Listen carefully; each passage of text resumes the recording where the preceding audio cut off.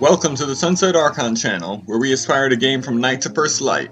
And today we will be continuing Voice of Cards, the Forsaken Maiden.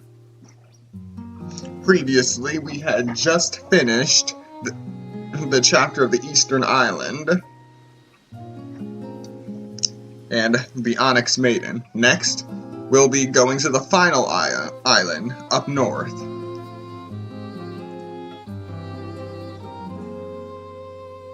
One moment.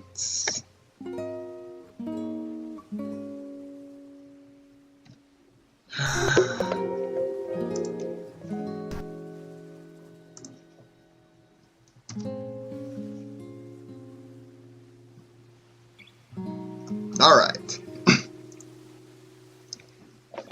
Now let's get started. I'd already explored a good portion of the map, well, most of the map in the last stream. Now we're just going all the way north. You discover a shipwreck. You climb aboard and begin searching for anything useful.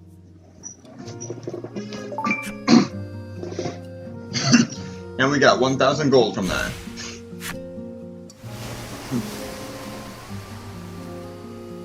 When you return to your vessel, the shipwreck sinks silently into the sea.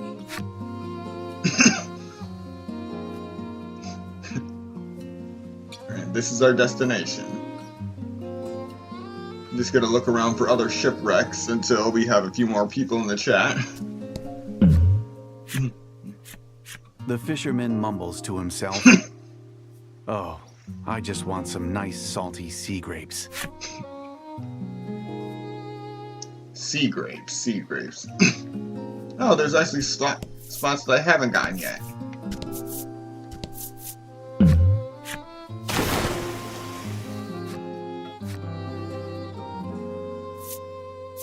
Hit it with the sword.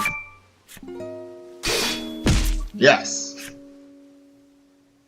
You hurriedly draw your sword and strike the falling object. It turns out, it was a monster. The blow you struck has it disoriented. It immediately dives back into the sea and swims away, leaving behind a scattering of coins.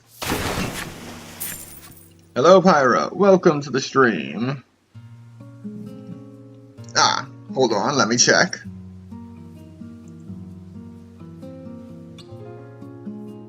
Okay, it doesn't seem like it's updating the chat on the stream, so I'll have to try something else next time. But it's good to see you.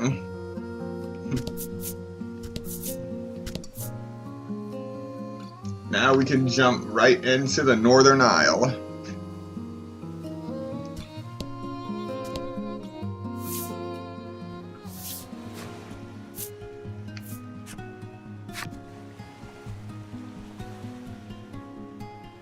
I got a dock here.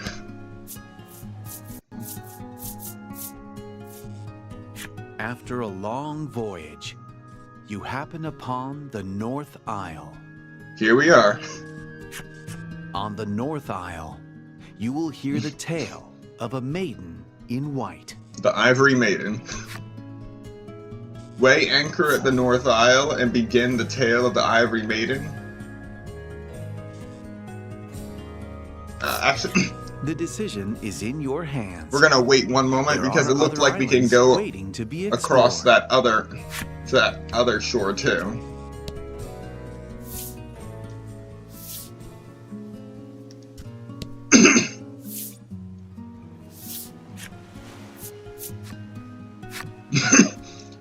So we're gonna go in here because this is usually the side that is disjoint from the rest of the isle. So if we unlock if we flip over all the cards over here, then when we start the actual chapter, then we can actually jump over to this side of the isle at any time.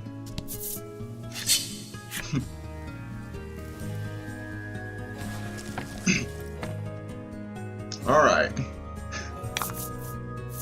Don't hold back.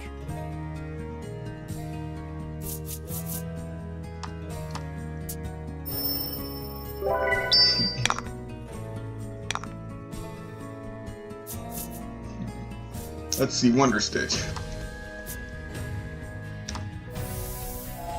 Come on, big numbers, greater than 4. 5.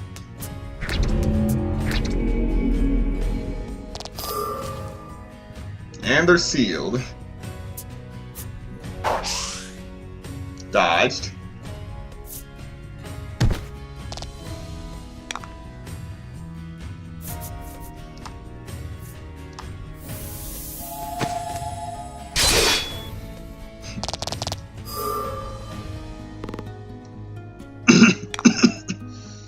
Glad I still remember my strategy after a while.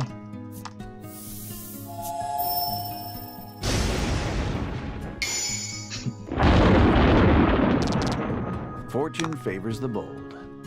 Indeed.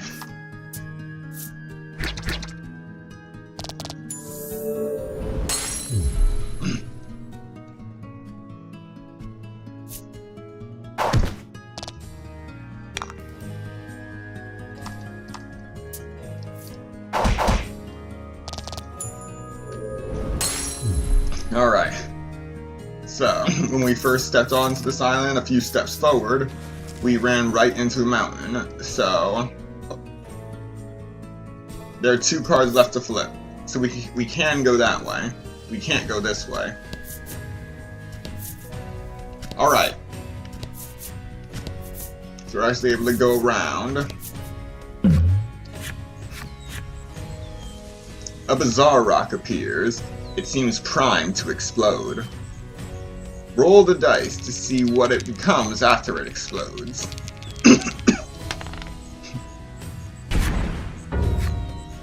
The bizarre rock transformed into a fear rock. The only way out of this fight is through it.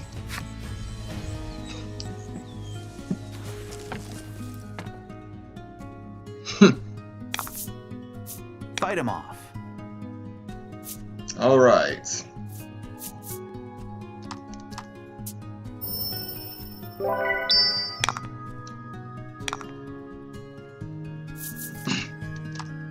So fighting these rocks is pretty difficult given their defense is 50. So everything you do that focuses on your attack power does a 1 in damage.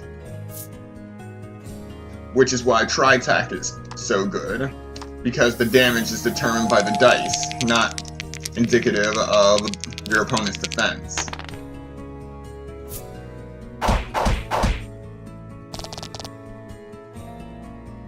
Just need 1 more point.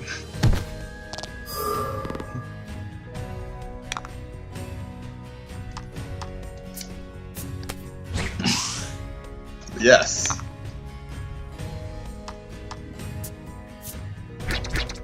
Rocks in this game are very dangerous.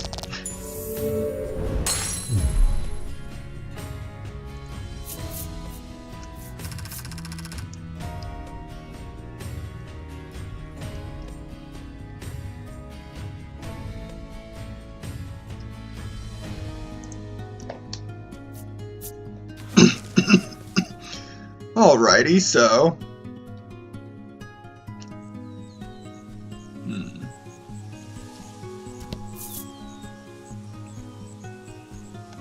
So while the chat is not showing up in the layout right now, it isn't lagging either. So that's a good sign. Alright, so it is stuck here. A Supreme Inspire Elixir. Revive target and completely restore their HP. So, now we can at least access this spot over here. But it looks like this is an actual bridge that goes into this area. Which tells me my guess is whatever town is on this island is somewhere in this area, and whatever dungeon we go into is somewhere over here. That's my guess anyway. So we're gonna switch over there.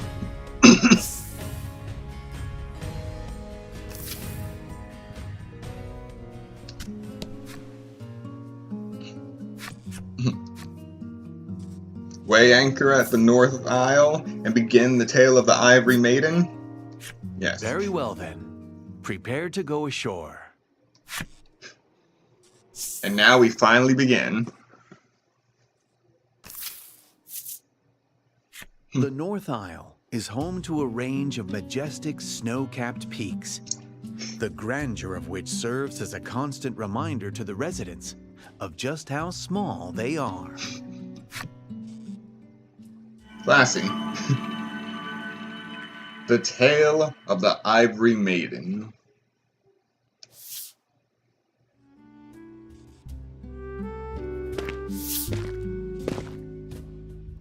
Having grown accustomed to life on the ocean, Laddie helps you prepare to moor the vessel. Lack, meanwhile, continues to laze about within the confines of Laddie's hood. Looks like Lack won't be needing dinner tonight, you muse to yourself as you unfurl the map. From the wharf extends a well-maintained road, which no doubt leads to civilization. Alright. Follow the high road out of the North Isle Pier and explore the area.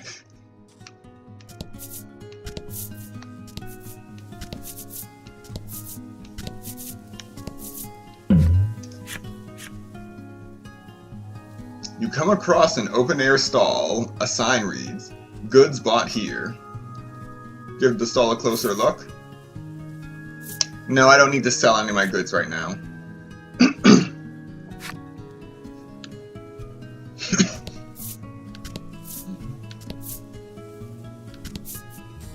The Ivory Spirit Stella. There it is, Alabaster City. You are greeted by sublime white gates, the likes of which you've never seen. The Pearly Gates. As you attempt to pass through them and enter the city,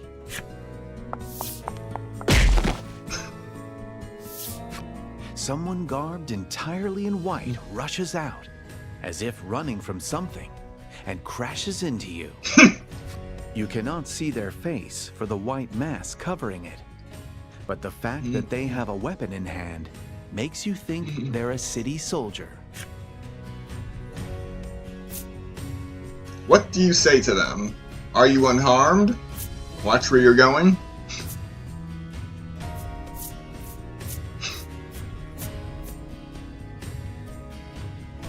I guess we're going with watch where you're going. Lack, who has fallen to the ground from the impact, demands 100,000 G as an apology. What is Lack doing? What? Out of my way, the soldier shouts, their voice muffled by the mask, before charging at you. Apparently, they want to fight. Well, congratulations, you just condemned me to a fight, Pyra.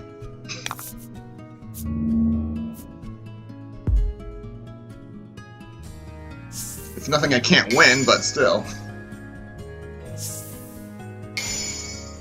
Add 3 to all allies' attack.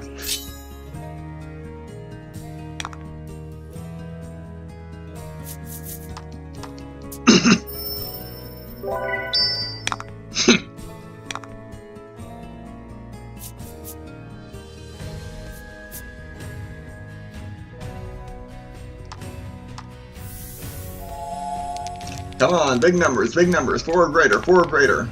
3.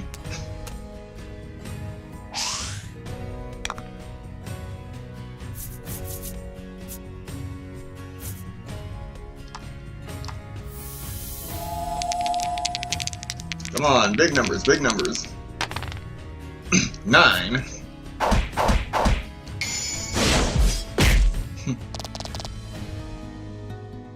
$13 points of damage. Wait, he's healing? Okay, we got a fighter.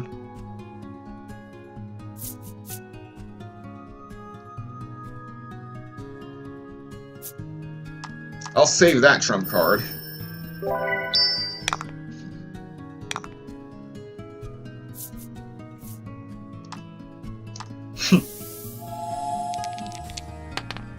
Nine.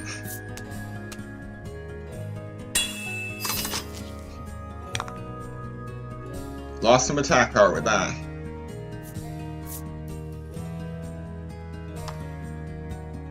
Next up, try attack. Come on, big numbers, big numbers. 11.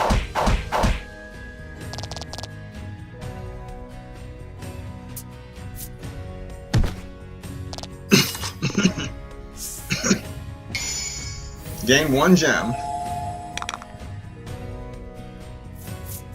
And now we'll use Force Impact.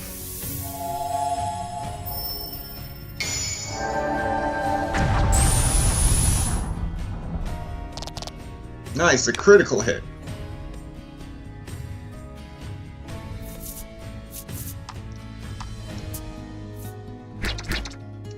Yeah, I'm hoping for all 6s.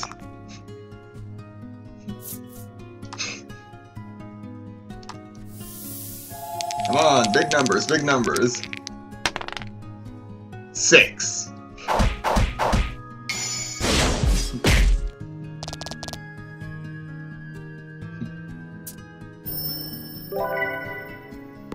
That won't save you.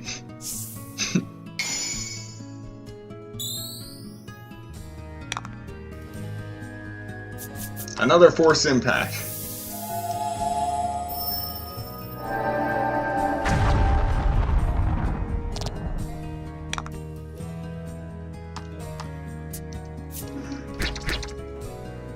Alright, come on. Wait, what? Oh. Why must they fight? Their mask obscures any hope you had of reading their face. So, we didn't get to kill them, but at least we got XP. 930 and 600 gold. I'll accept these terms. You parry the soldier's sword, then watch as they flee to the west. Mm-hmm.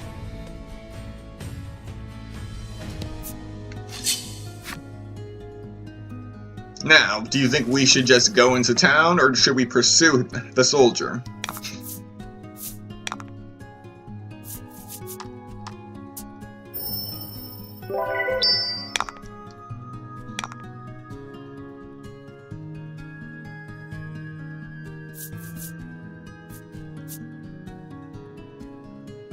We should run?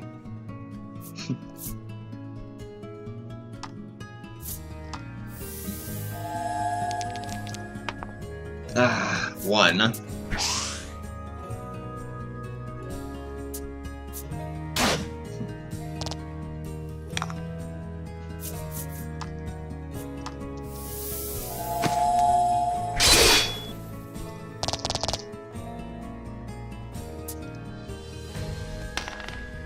Yes!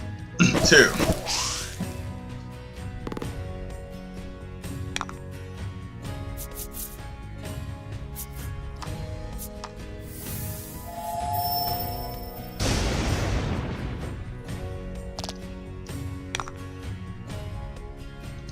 Yep, this game is still a breath of fresh air.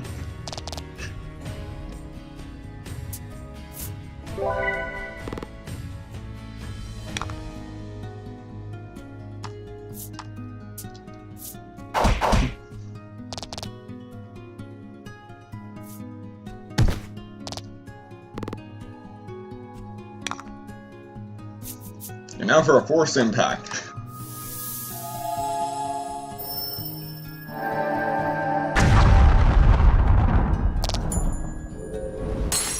What a lovely explosion sound, don't you think? They really did go all out with not just the visuals, but the sound effects for this game.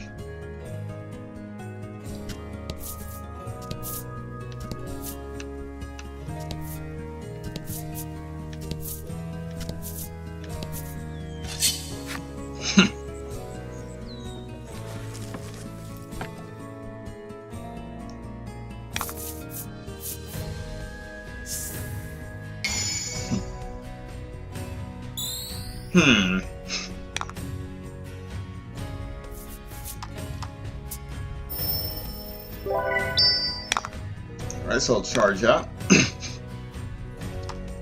Only poke with lack.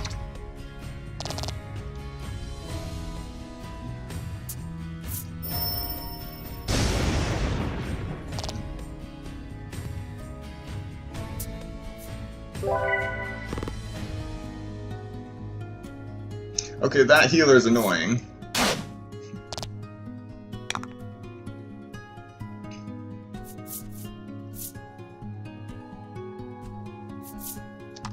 Alright. 6 gems, so I can do this. A grand slice.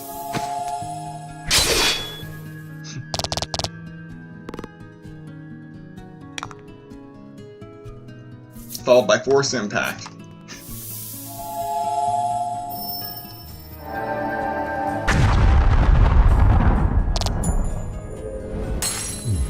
That lovely sound.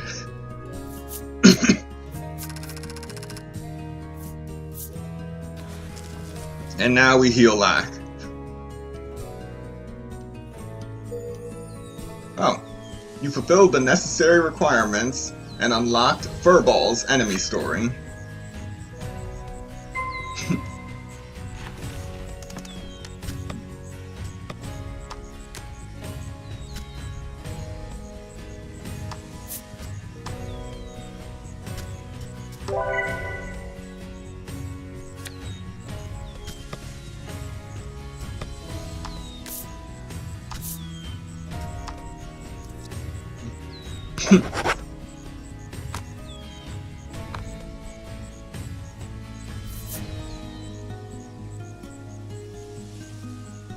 Alright. Whoops. Okay, hold up. You have to return to your ship if you want to head out to sea. I did not mean to go on that one. Ahead of you on the path, you spot a woman crouched on the ground. It looks as though she's twisted her ankle. She looks up at you and asks, "Don't suppose you could spare any salve?" Unfortunately, you have no salve. The woman rubs her pained leg and hangs her head, lamenting, "Oh, poor me." I have quality salve, but not any regular salve. But yeah, the lady on that card is very suspicious, the way she holds that knife.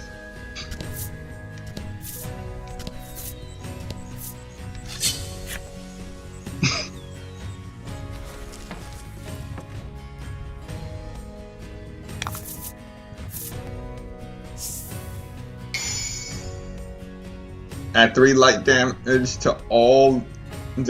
Add 3 to light damage dealt by all allies and enemies. Oh, that'll work. Fight him off.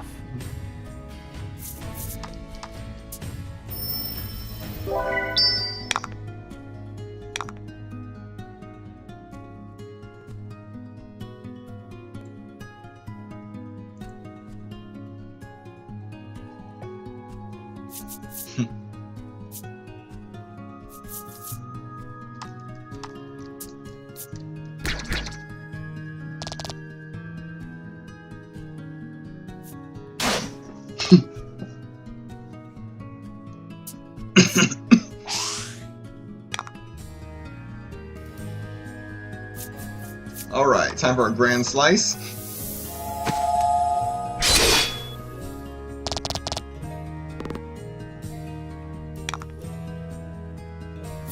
Then force impact.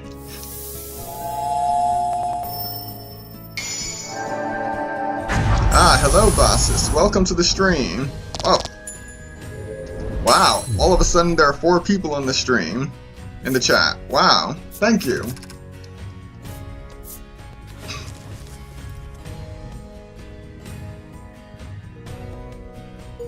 Yet always take out the healer first. You fulfilled the necessary requirements and unlocked Stormwolf's enemy story.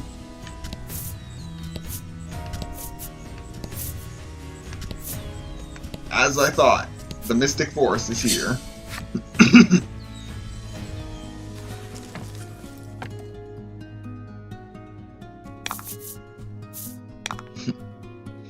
Oh yes, Pyra really does like the stream. She has been here for the Voice of Cards stream since the beginning. For Pyra, it is Voice of Cards. For Minty, it's Paper Mario. And also a bit of Horizon Forbidden West.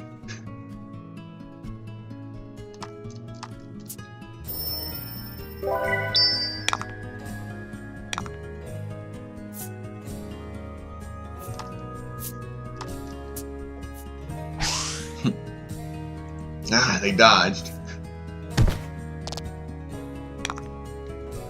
But it's okay, they won't dodge what's to come.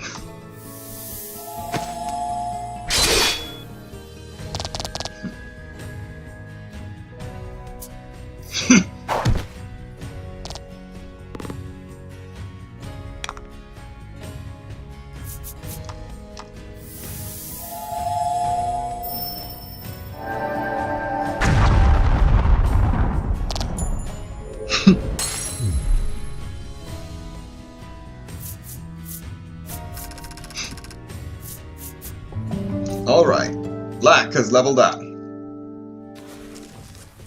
That's what I was waiting for, the fact that Lack was gonna level up.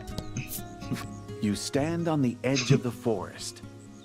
As you lift your foot to step beyond the tree line, an ominous, rumbling voice reaches your ears. Be gone. Be gone! The trees rustle ominously. Perhaps it is best not to tempt fate. I tempt fate every day.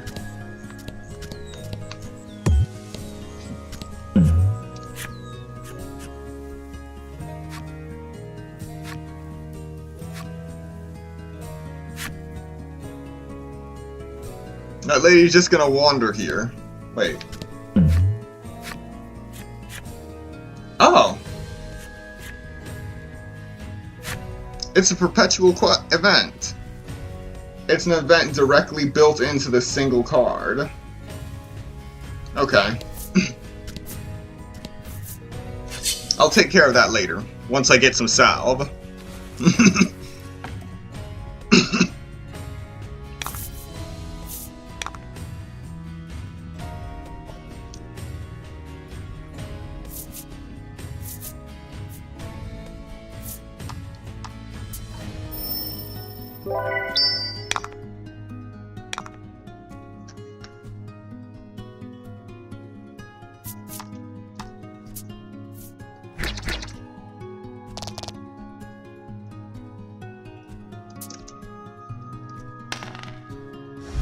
Ah, that's not good.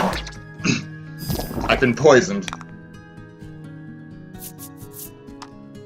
But it's all good. The poison will be healed soon.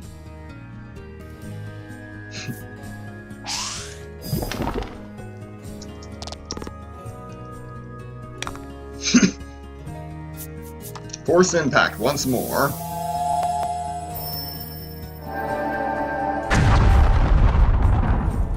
Ah, and thank you for leaving a like. 2 likes, in fact.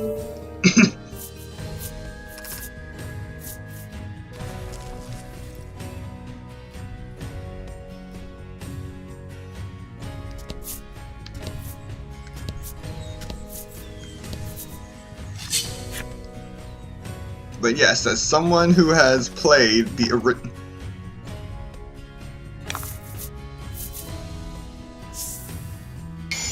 and it's starting to lag again. Right, multiply 8 XP earned. And fight. Yeah, is the stream lagging a bit on your end?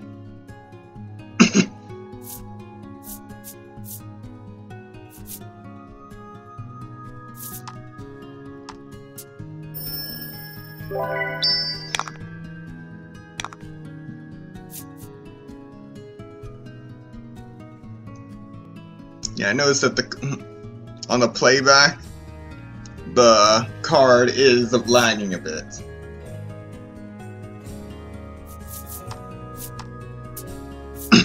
Oh. Yeah. Excellent.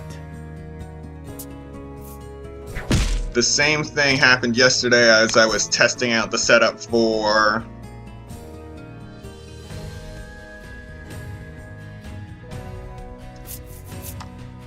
Tales of Graces.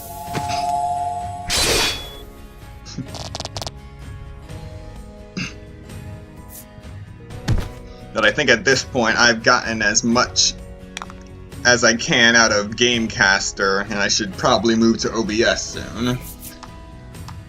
So I can get something a little bit more stable with a few more options.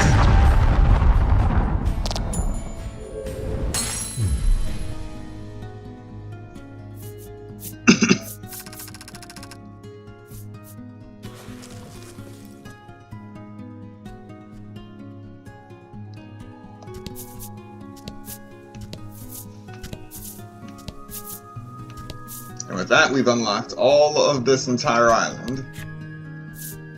And we'll enter Alabaster City.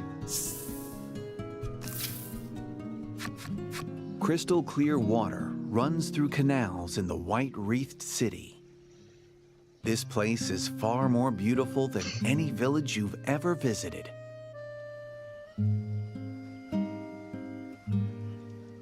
Welcome to Alabaster City, the soldier at the gate greets, though his eyes don't even glance your way. You suppose he's busy monitoring the streets. As you look around, you see soldiers gathered in a ravaged corner of the city. You can't help but wonder what transpired there. Despite that, the other residents carry on with their daily lives as if nothing is amiss. The contrast strikes you as strange.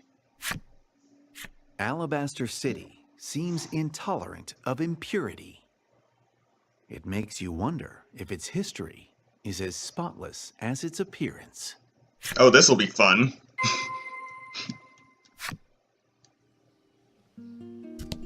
A city of corruption. Welcome to Alabaster City. The soldier bellows in unison with their colleague to the right of the city gates. You fulfilled the necessary requirements and unlocked Soldier in White's flip-side story. They messed up their notification system? How so?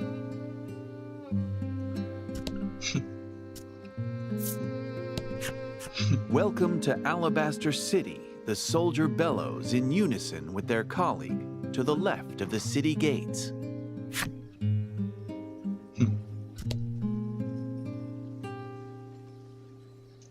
So both of these guys are just acting weird.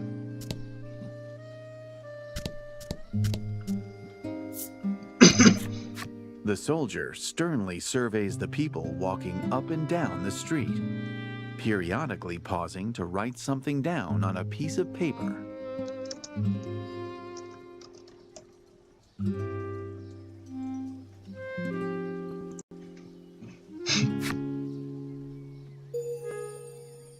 You fulfilled the necessary requirements and unlocked Knight in White's flip-side story.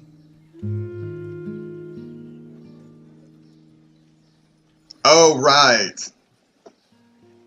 Because it gives you the 30-minute warning for the stream, and then it gives you the actual stream link.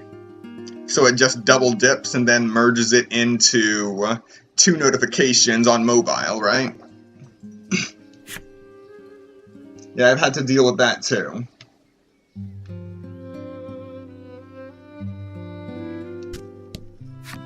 The innkeeper beckons you in with a warm smile.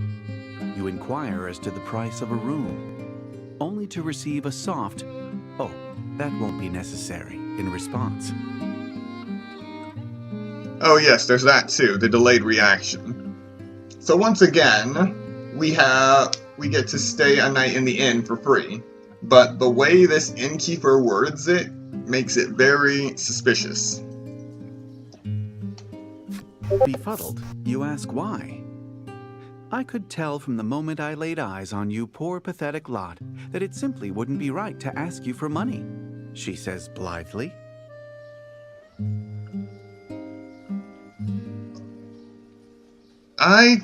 I don't know how to feel about that. I literally have over 18,000 gold.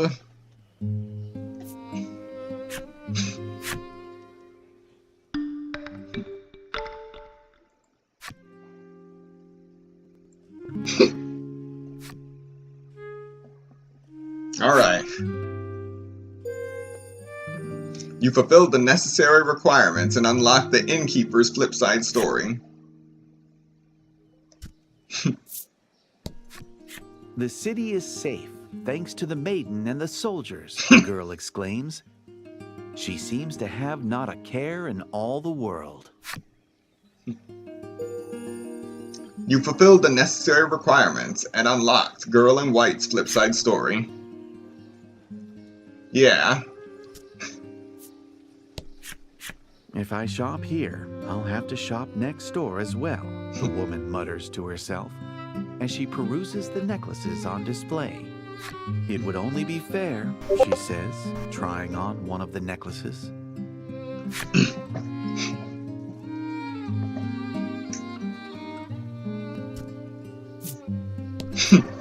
If anything bad happens, the maiden and the soldiers handle it, the boy says, though clearly bored with the peaceful city. Bored with peace. You fulfilled the necessary requirements and unlocked Boy in White's flipside story. I must have said that line a lot by now.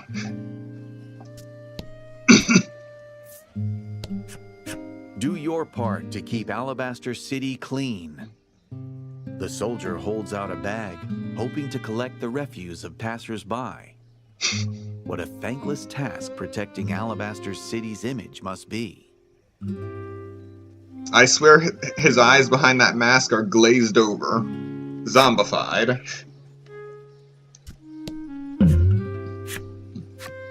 Your group enters a frightfully disordered armorer. Half-finished bits of plate, pauldrons, and other protectives litter the interior of the establishment. Well, this is new. An event in the armorer. The owner and resident blacksmith is mumbling to himself.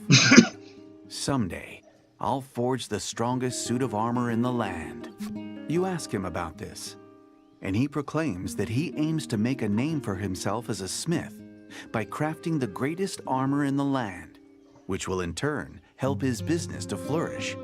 Unfortunately, he continues, the ores he needs to produce higher quality armor have proven difficult to procure, leaving him rather frustrated. The proprietor of the shop says to you, if you come across any rare ore, by all means, bring it to me. The purveyor of armor once more welcomes you to the shop and is ready to give your coin a loving new home. What can I do for you? The proprietor asks. Ready to give your coins a loving new home. Well, that is common for this type of shop. So I won't hold it against them.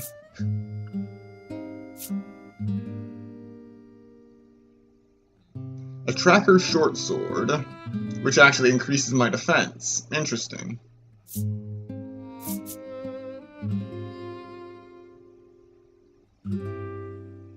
The Knight's Order sword would decrease my attack by 3, but increase my defense by 2, and my speed by 3.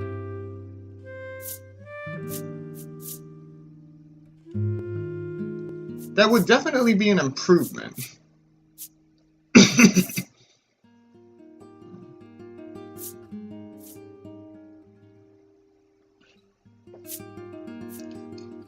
But I don't see anything that I'll actually use. Will that be all? The proprietor asks. I'll be sure to find that ore, though. You fulfilled the necessary requirements and unlocked Blacksmith's flipside story.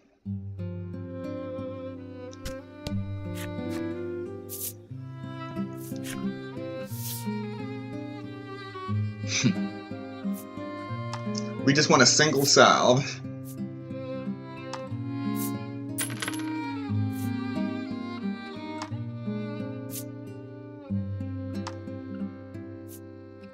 I'll also buy some more quality salve.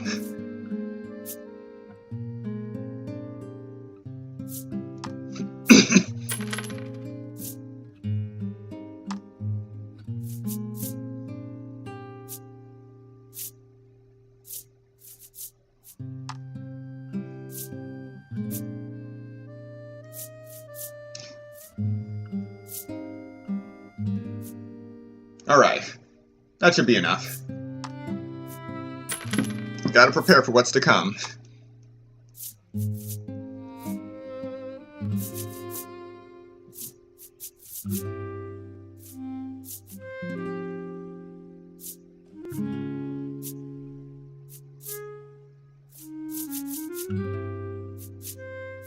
Zap Smoke. Add 5 to bolt damage. Target takes for 3 turns.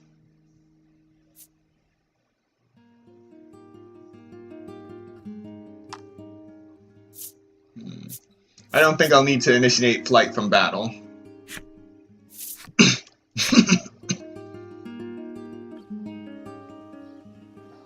Alright.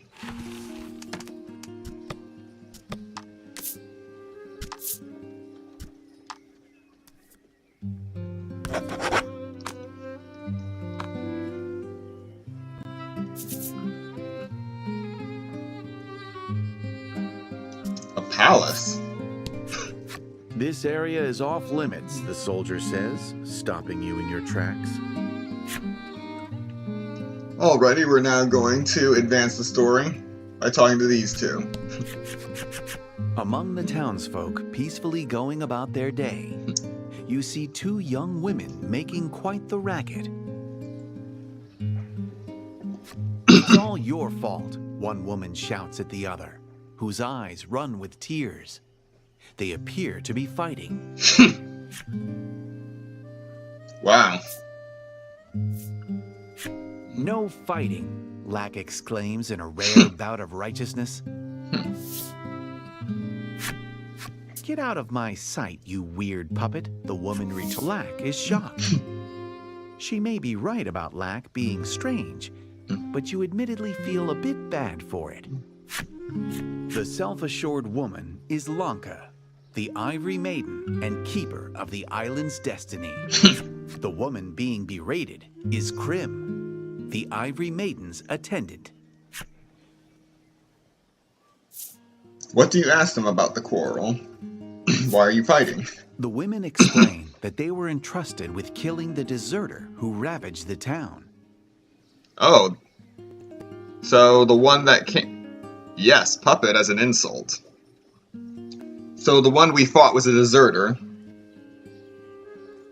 And they're likely trying to kill him to keep him silent about the secrets of this town. Lanka claims that the deserter escaped because of her bungling attendant and noogies a fist against either side of Krim's head. Lanka gives your group a long, appraising look before whispering, "You'll do nicely." Oh boy. Consider this a great honor, she continues, then orders you to help her in the search for the deserter. You had wanted to ask her about her maiden's relic, but now it seems you have no choice but to obey her command. Lanka and Krim have joined your party. Lack is no longer eligible for battle.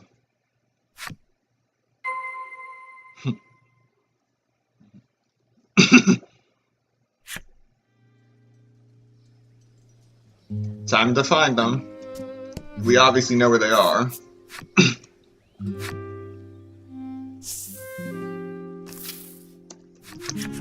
You wonder if the masked soldier you saw earlier could be the deserter the Ivory Maiden is after.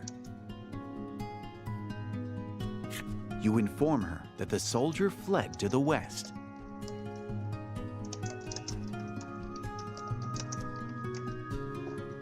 According to the maiden and her attendant, a woodland known as the Mystic Forest lies in that direction.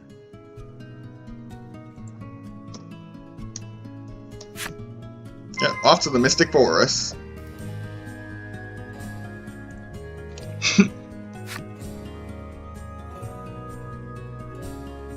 Oh, I did try to chase them, but the forest would not let me go in. But we'll be there shortly.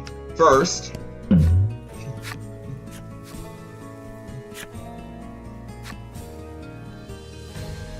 I'll give her the literal one salve I purchased. You draw some salve from your pack and give it to the woman.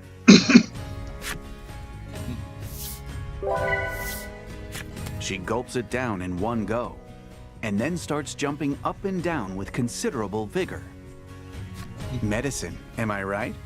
It's the one thing we can all count on, she says with a broad smile. This is all I have, but it's yours. She hands you a small token of her appreciation. I don't need the knife. I don't need your knife.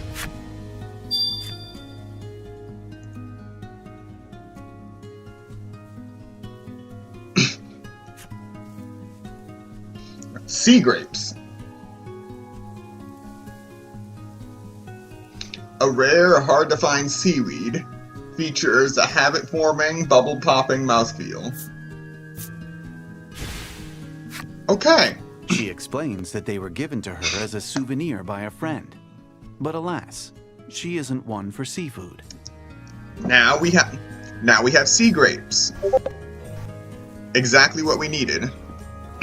You put the sack of sea grapes into your pack and continue on your journey.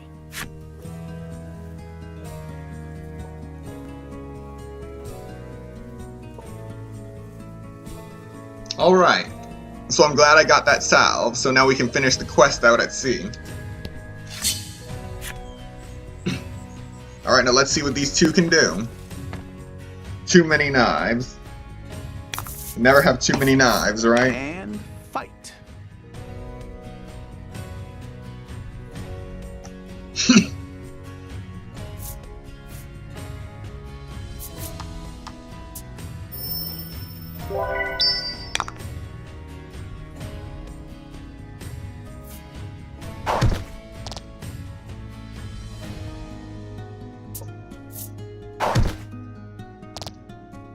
Alright, we're still alive. Let's see what we got here. So, their specialists. Soul Reservoir restores 20 HP to the party, then restore 5 HP per turn to the party for 3 turns. That's pretty good. Or I could use Thunderstorm. Attack plus 4 damage, bolt damage to all enemies.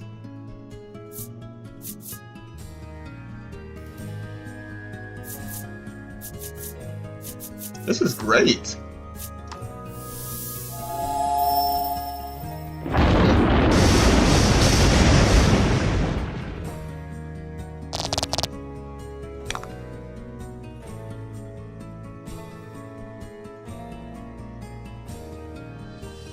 Alrighty.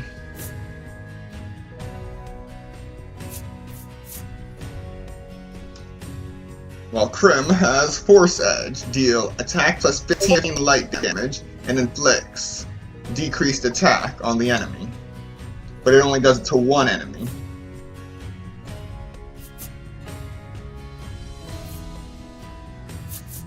But she knows Contemplation, rather than an attack move that doesn't require gems, so she can generate 2 gems, just like Laddie.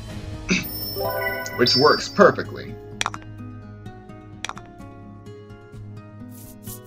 Now we can just end it like usual. Grand Slice.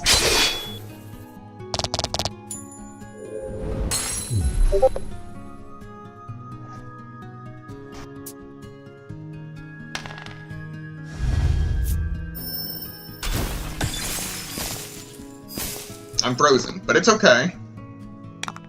I have everything under control.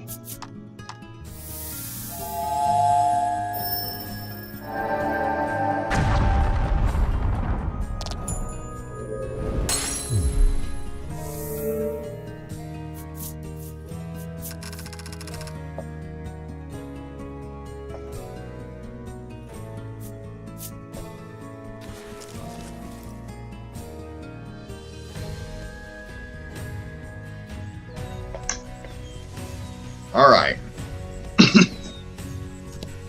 Off to the Mystic Forest.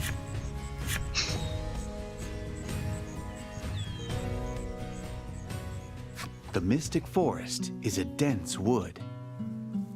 Travelers who have ventured through the closely packed flora claim to have experienced mysterious happenings within.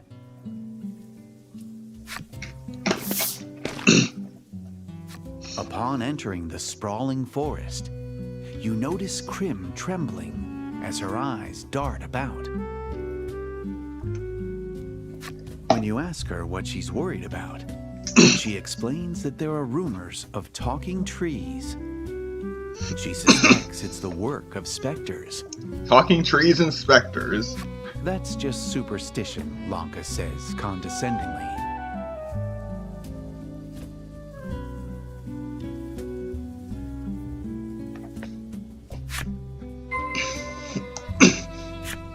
All right.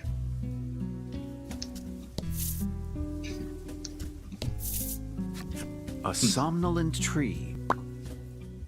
A somnolent tree looks in your direction. Okay, for some reason it repeated a somnolent tree.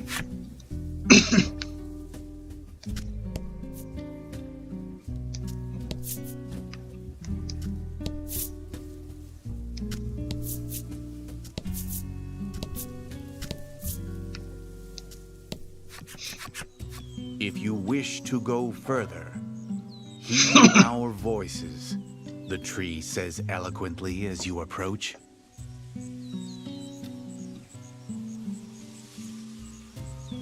Lanka, who had claimed talking trees to be mere superstition, shrieks loudly and holds fast to Krim.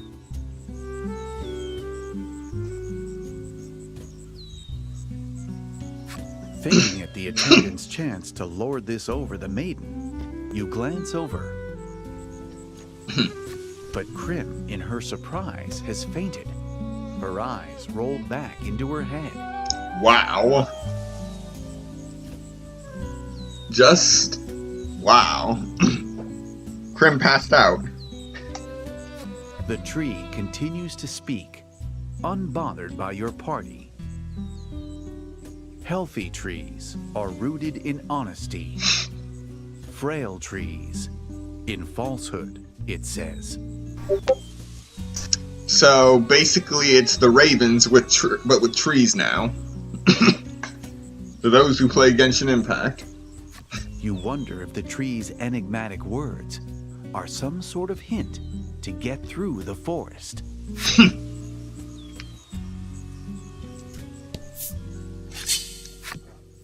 An enemy has appeared. Oh, you want the talking tree? The full-size tree or the sapling so you can plant it wherever you want.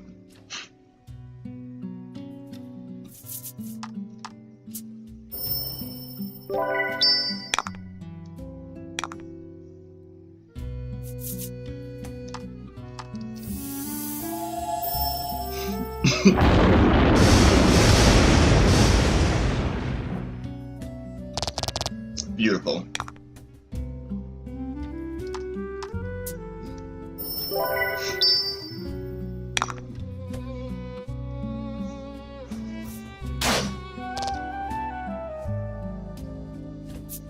No, these aren't the same enemy. You can tell by the color of the eyes and the leaves dancing around one of them. On the fur. The fur is kind of hard to catch, though.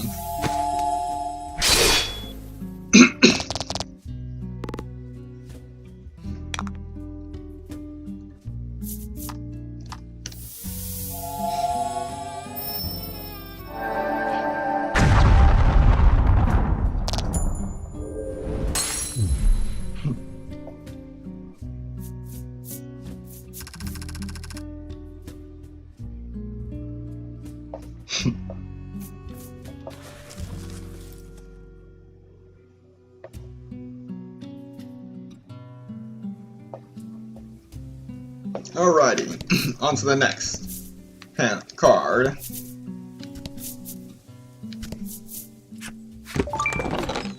A panacea. You gotta love the panacea.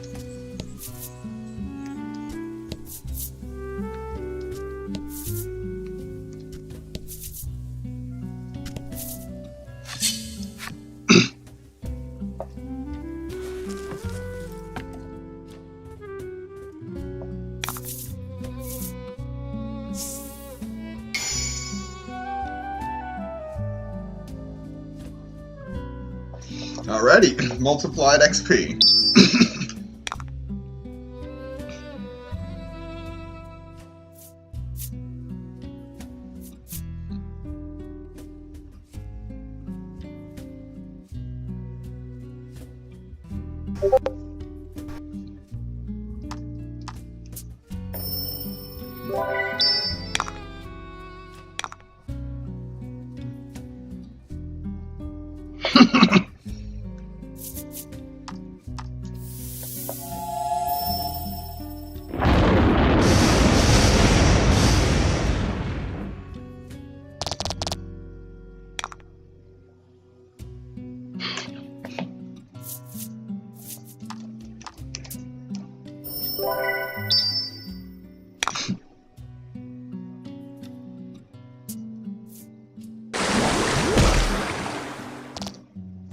So right now, no matter the group of enemies, there is always, for each chapter, there is a sequence of moves that you can pull off that will kill everything instant. That will kill everything guaranteed.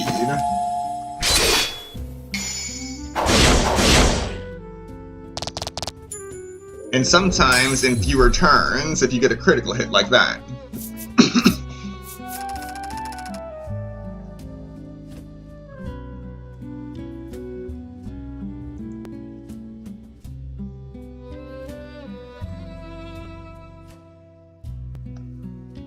Huh? Oh wait, it is showing up. Wait, and now it's not.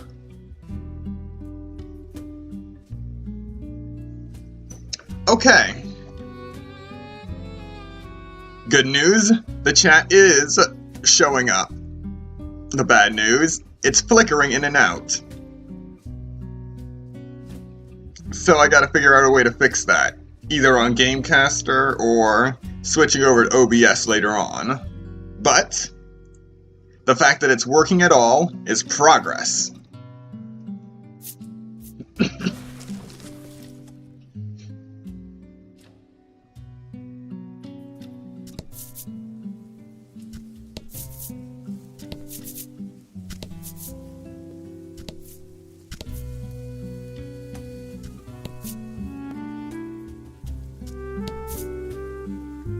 Alright, let's talk to the trees. The tree suddenly begins speaking to you. You should probably go south from here. To the north is... it's dangerous up there. The tree speaks in a weak voice, as if it might fall over at any second. The tree suddenly begins speaking to you. Greetings, travelers. If you wish to reach the 4 steps, go north. Only danger lies to the south, so beware. You feel an energetic aura bursting forth from the talking tree. So, we go north.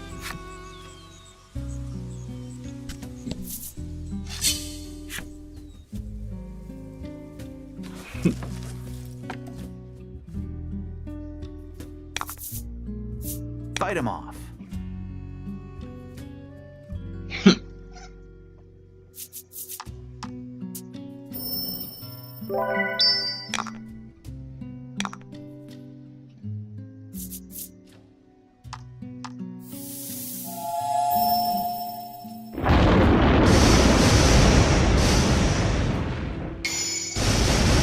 Ooh, a critical hit for lightning.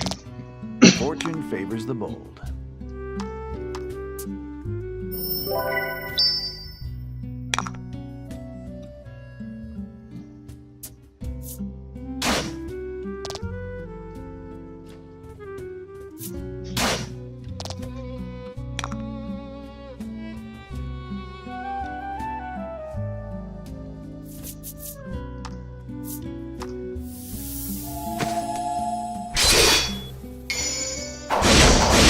And that's the end.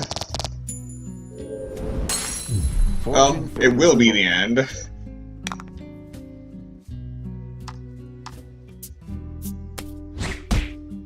No need for overkill.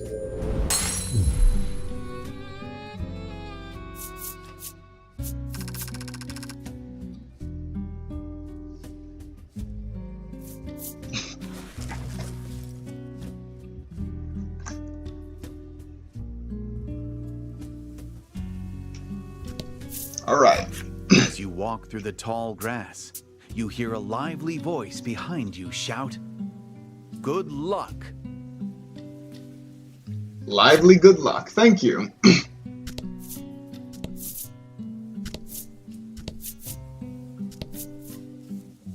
Dead end.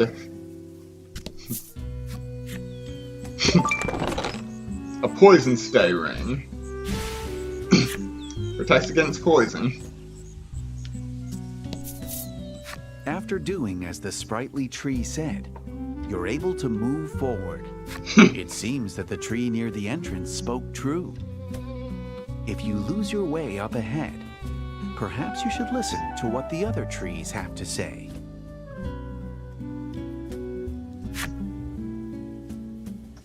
All right.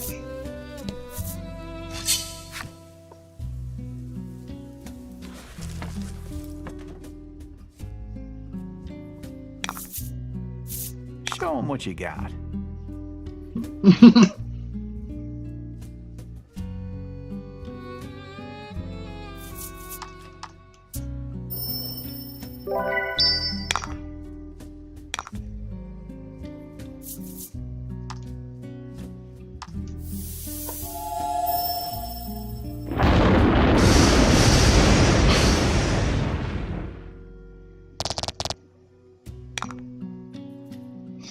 All right.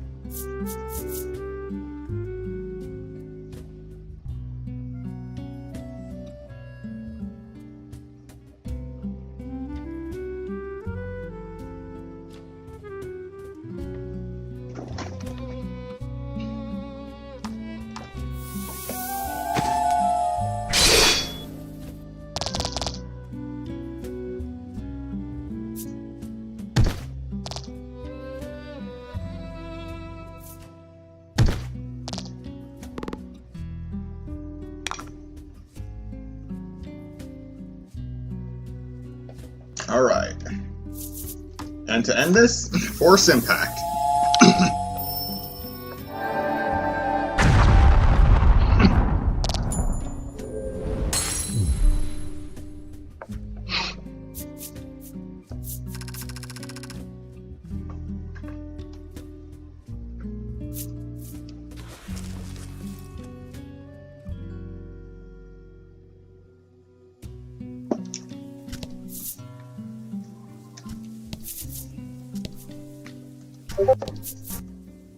And now we advance forward.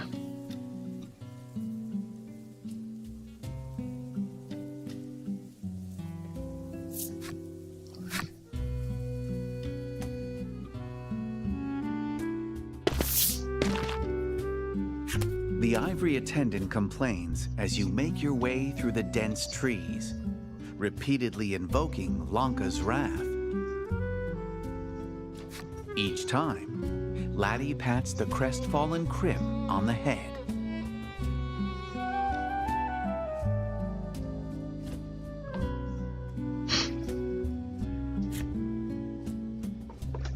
What do you say to the disputing duo? You don't have to scold her that much. Krim's trying her best.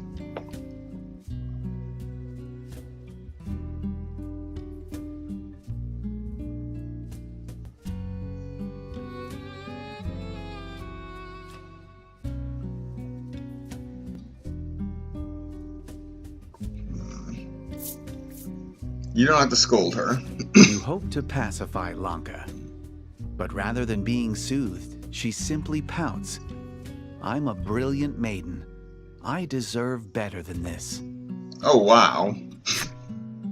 She explains that in Alabaster City, maiden and attendant are decided by national decree and cannot be contested.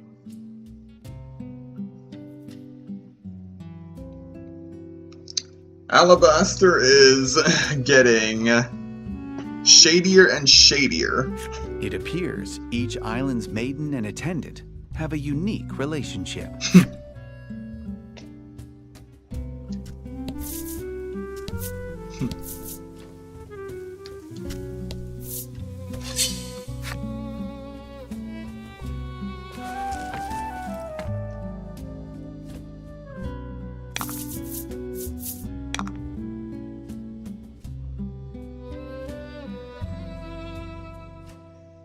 Alright.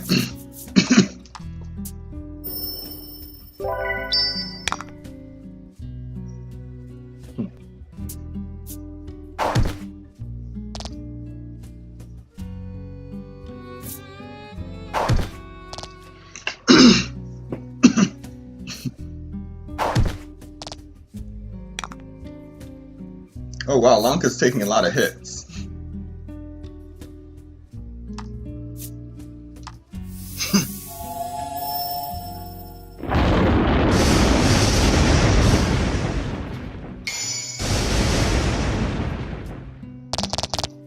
Magnificent. Wow.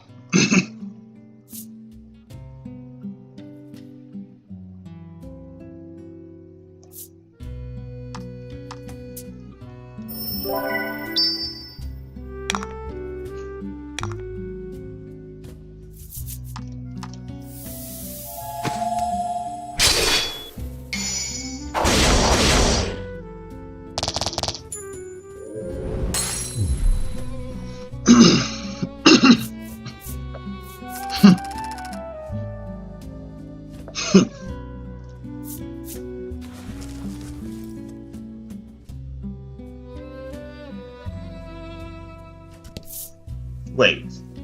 What?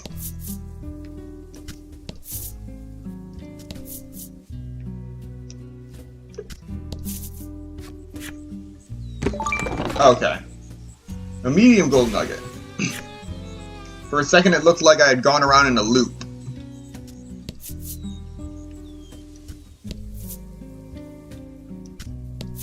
Alright, let's listen in. You hear the whispers of a small tree's voice in your ears. Those travelers, they can keep walking in circles until they die. The voice is frail and followed by a sigh. It sounds like the tree really hates travelers.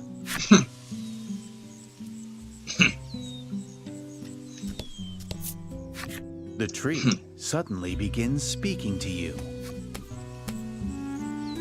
If you wish to go deeper into the woods, take the path nearest me. Whatever you do, don't go the way with the chest. The tree enthusiastically teaches you the way. Okay.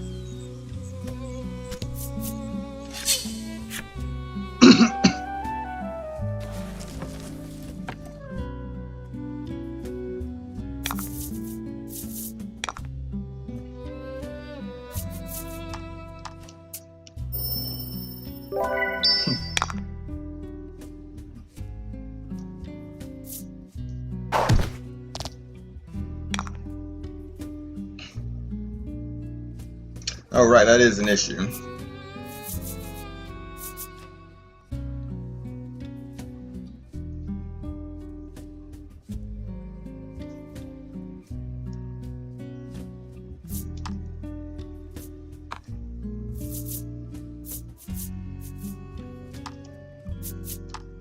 There we go.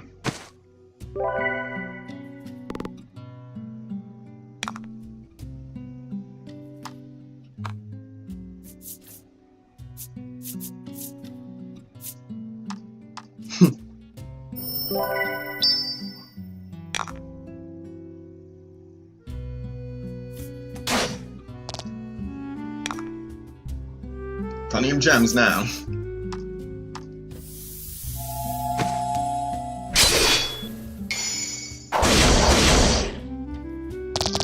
Fortune favors the bold.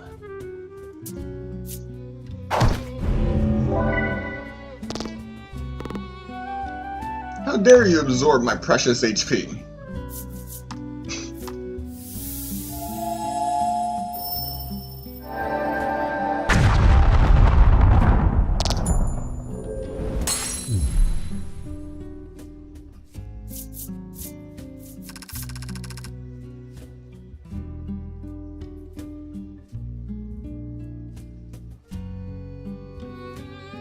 Alright.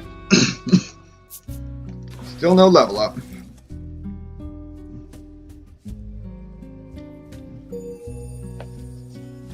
You fulfilled the necessary requirements. and unlocked Red Fungo's enemy story. The tree suddenly begins speaking to you. I think this is the wrong way. If you wish to go further, you should probably take the path near the chest. The tree directs you one way in a frail voice. So we ignore this tree. As you walk through the tall grass, you hear a lively voice shout from behind. Yes, that's right.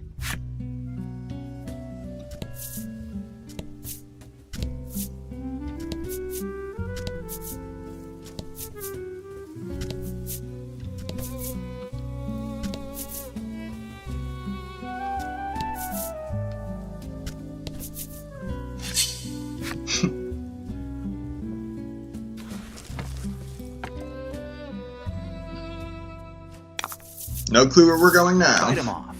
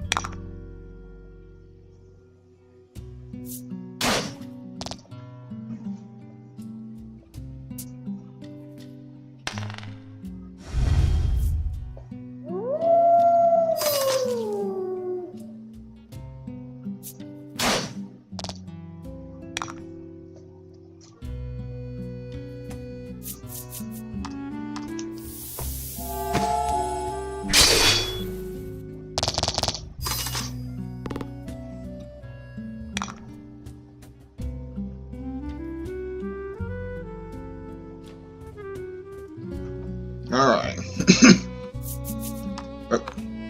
Force impact.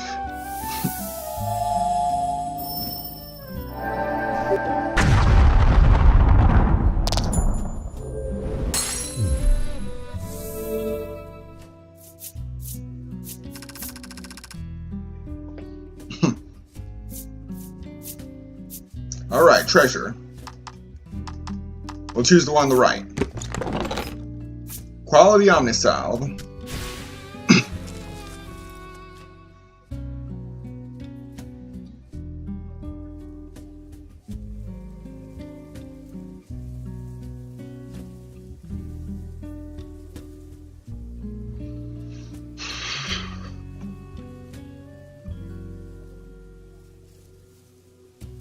All right.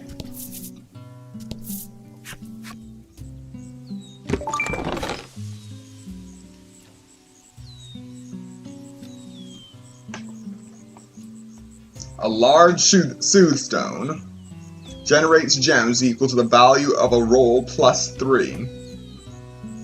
Now that is excellent. I'll definitely be using that eventually, but not this time, not right now.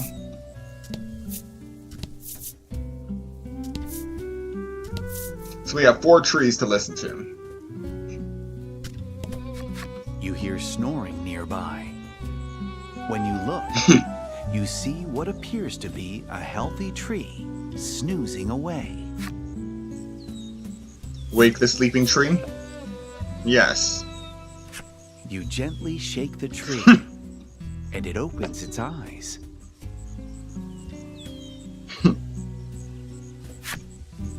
Despite having just awoken, the tree speaks in a lively voice. "My apologies," it exclaims, then leans out of the way. Leans out the way? Oh! When it does, you see a path on the other side. Apparently, the tree is allowing you to pass. Now that's interesting.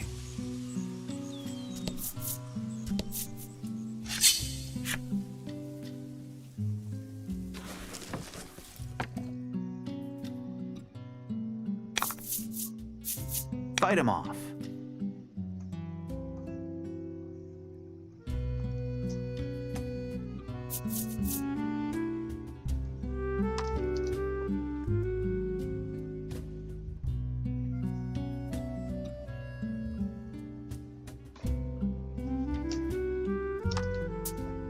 Alright, just give me one moment to check something.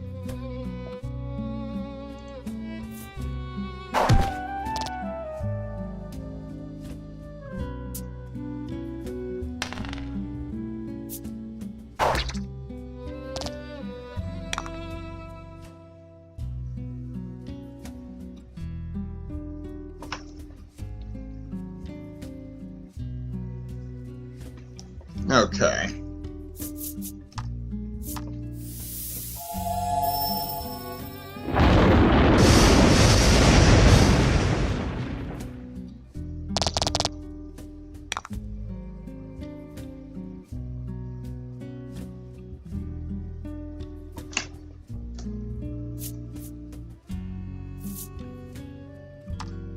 Time for more contemplation.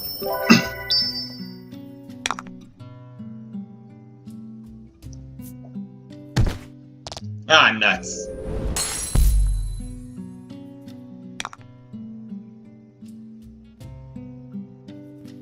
Well, I can use this opportunity to heal, to revive them. Actually, no. They'll revive anyway.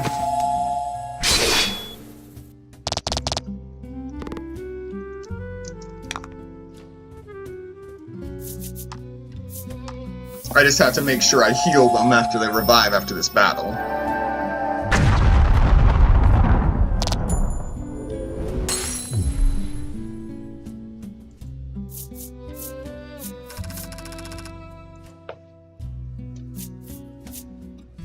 Alright, we got treasure.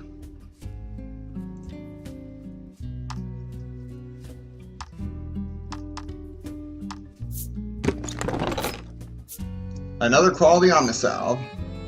But if I get a chunky gold nugget, I can sell it for 2,000 gold.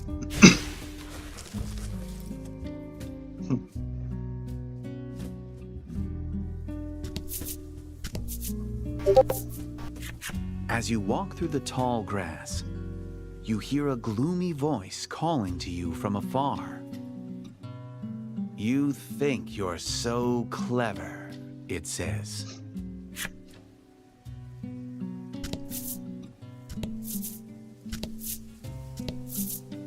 So I guess that is what you get when you don't talk to every tree.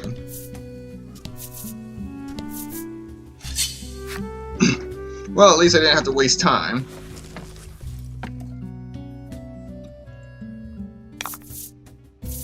And fight.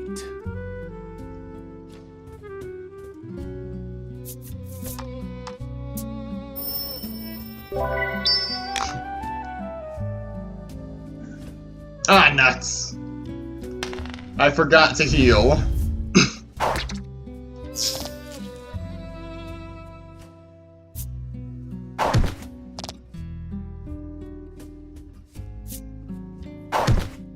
Okay, I'm in luck. They didn't attack Lanka.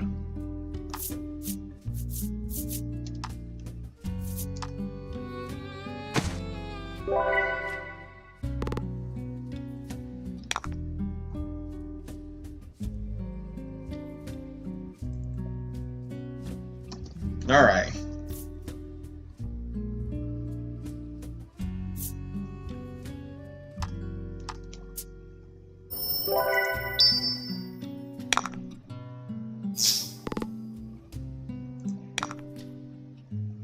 Should be here. Ah.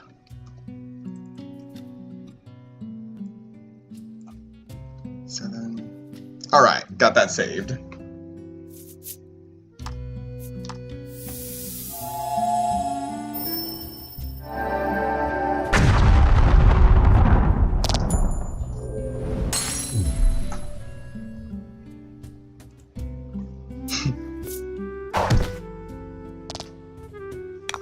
Please don't die. Not here. Not like this.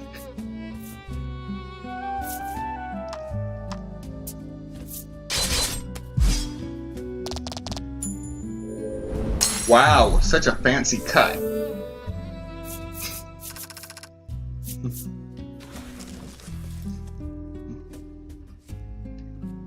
Alright, this time I'm gonna take a moment to heal.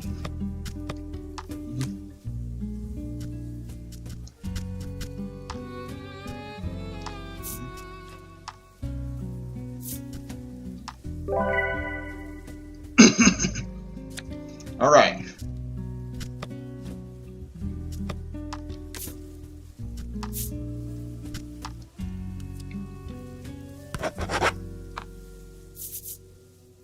And we've saved.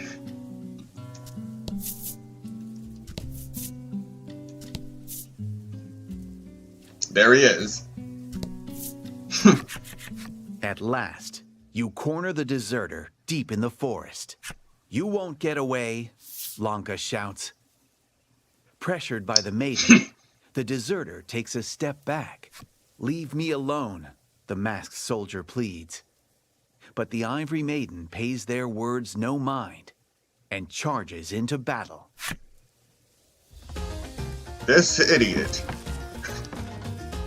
Well, now we're in another fight.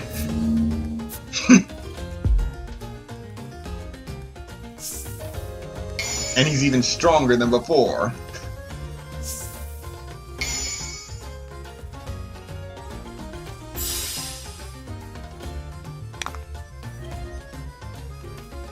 Now there is light damage resistance.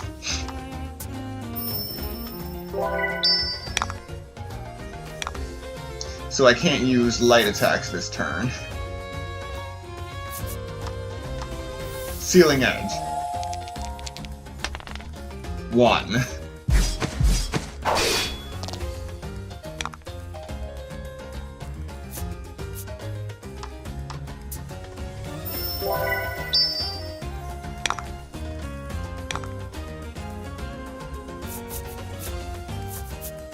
Try attack.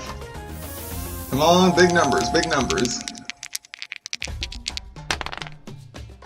8.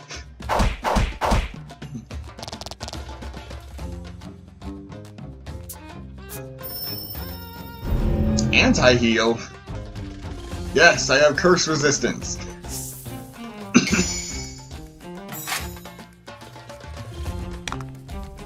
Alright, now I can use Force Impact.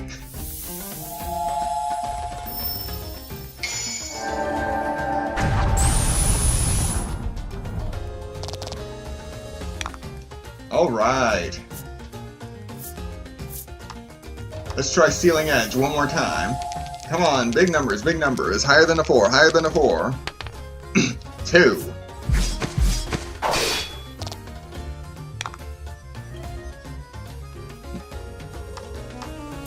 Contemplation again.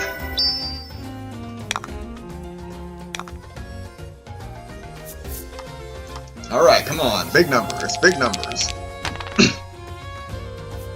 12.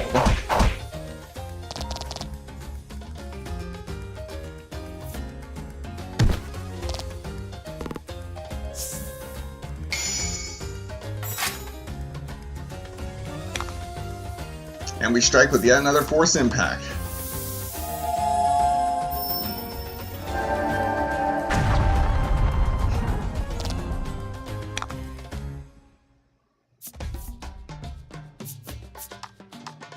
Alright, come on. One more time. Higher than a 4. Come on.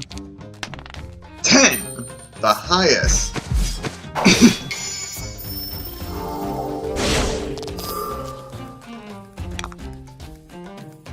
No more pesky skills for you.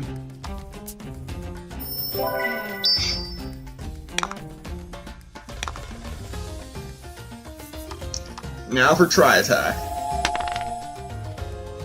13.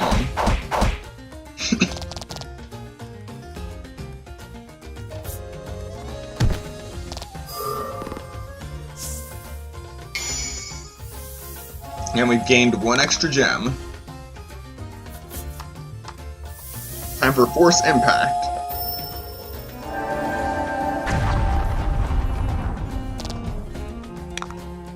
$15 left.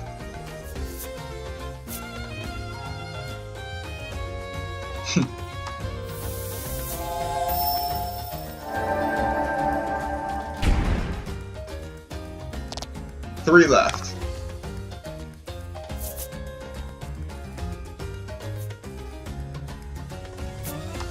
White light.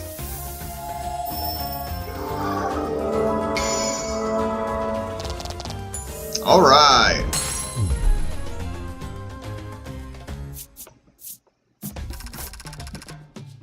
And we got even more experience than last time. 1,320 XP.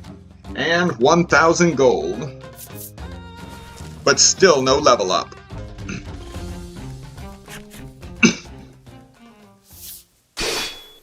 The Ivory Maiden's powerful strike cleaves through the soldier's mask. Broken, the mask crumbles to the ground in pieces. Everyone gasps. The face beneath the mask looks just like Lanka's. I just want to live, the woman says, glaring at your party.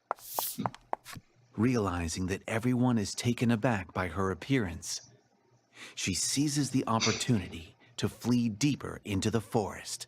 Okay. Even I was not expecting that plot twist. Lack, in true boneheaded fashion, asks, "Do you have a twin or something?" Lanka, absorbed in her own thoughts, hasn't an ear for Lack's words. Though originally tasked with killing a deserter, you find yourselves faced with a woman who bears a striking resemblance to the Ivory Maiden. So, we are in a borderline medieval world with magic. And we're dealing with clones.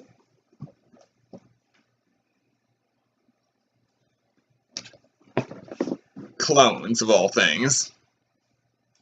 You get a creeping feeling that something sinister lurks beneath Alabaster City's pristine facade.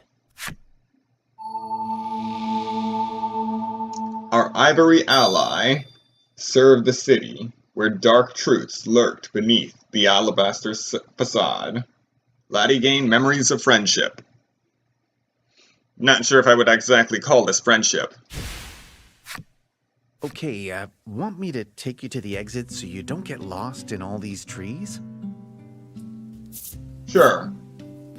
You make your way toward the forest exit. Not like I have anything else to do here.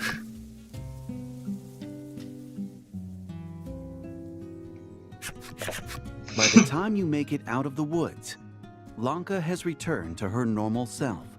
You explain that you're on a journey to help Laddie become a maiden and need the maiden's relic. Lanka tells you that the relic is proof of her maidenship and more precious than life itself, then promptly refuses to give it to you. However, in honor of you helping her on her nationally decreed mission, she agrees to accompany you to the spire. A maiden must always be benevolent, she says, her eyes shining with pride at her lofty position. Companionship, that seems more reasonable. You fulfill the necessary requirements and unlock Masked Soldier's flipside story.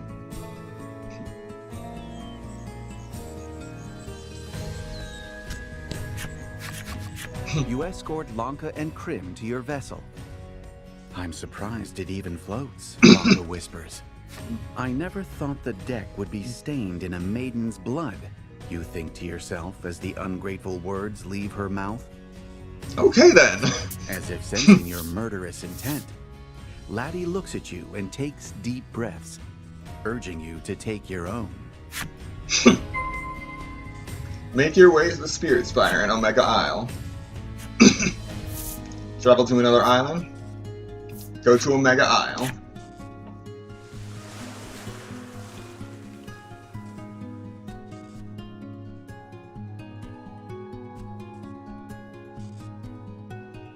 Alright.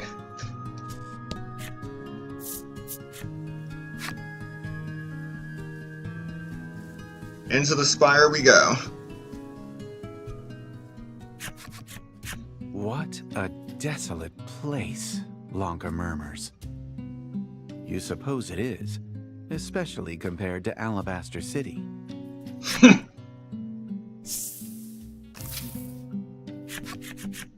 You all stand before the altar. the Ivory Maiden and her attendant included. So what do we do here? Lanka asks. As if on cue, Lack begins chanting his mysterious chant.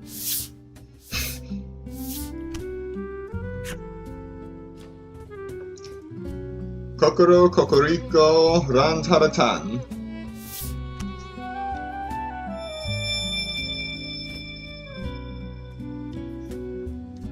As the screams of Lanka and Krim fill your ears, you surrender yourself to the dazzling light.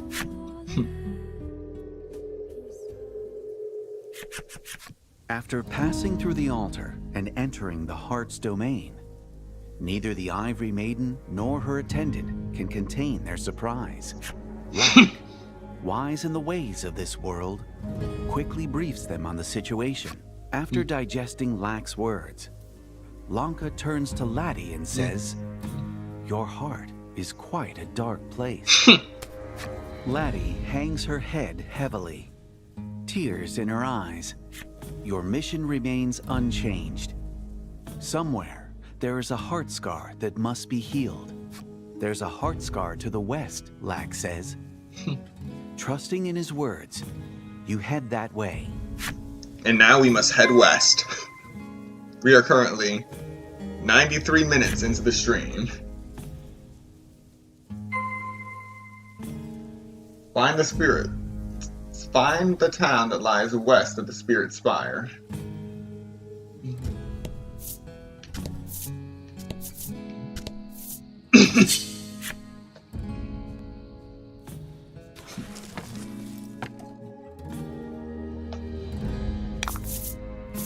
Fight him off.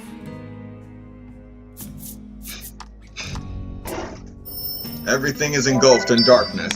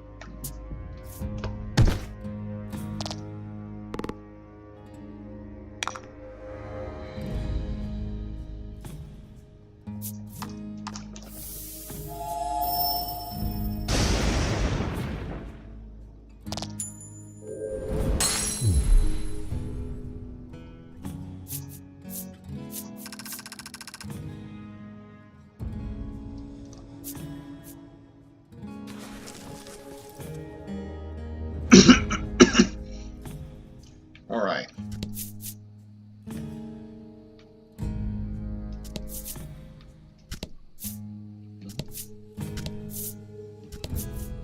Should be around here. Here it is. Burdenberg.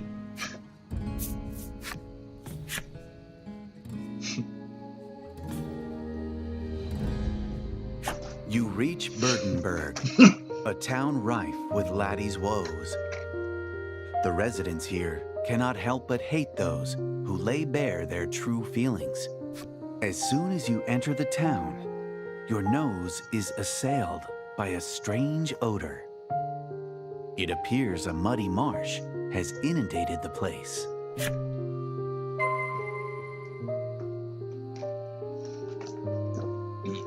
Alright. Time to find the heart scar. An enemy has appeared.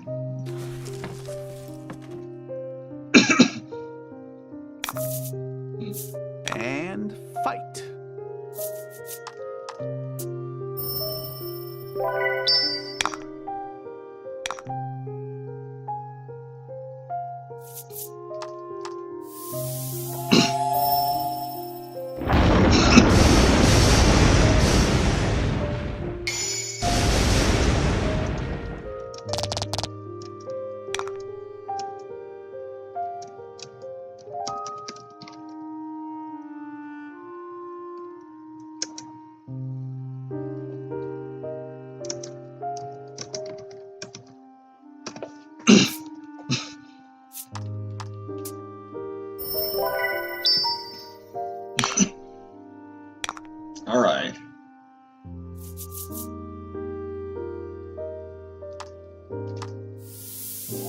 Grand Slice.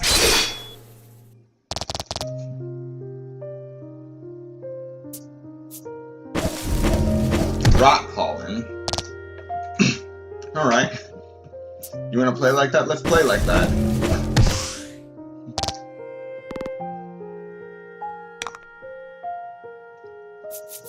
Force Impact.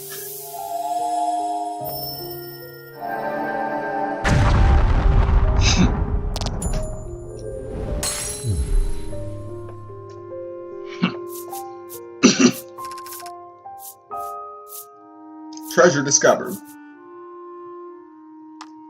Centered. Medium gold nugget.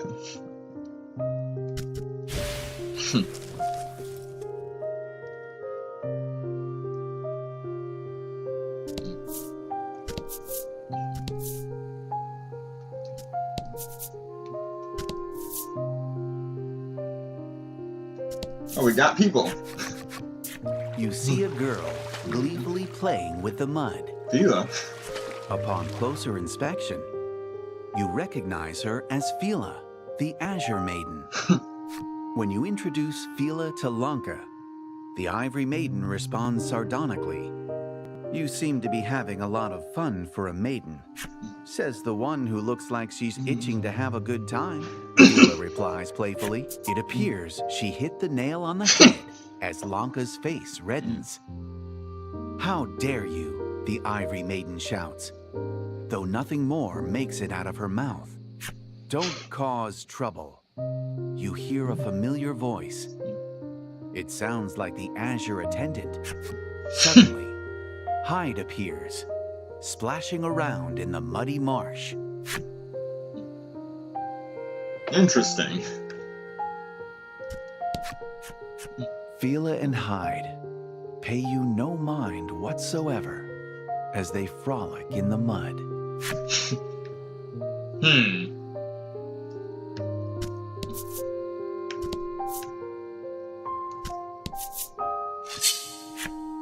Another enemy has appeared.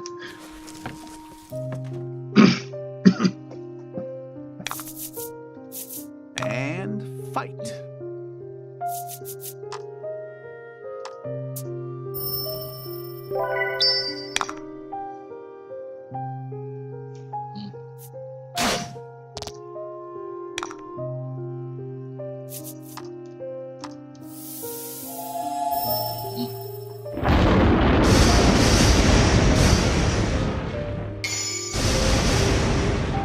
All right.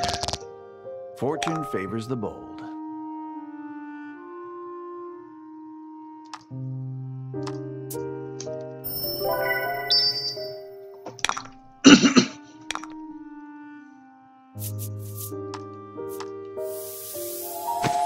Come on, critical hit. All right.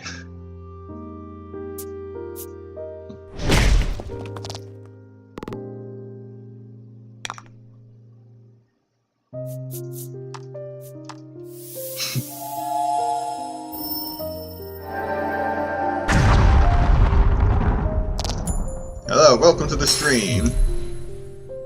We are currently looking for the Heart Scar in Laddie's Heart's Domain.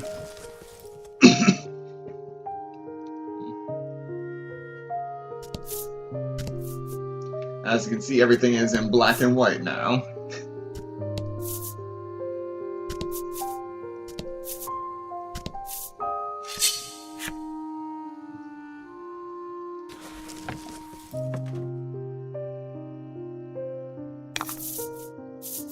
And fight.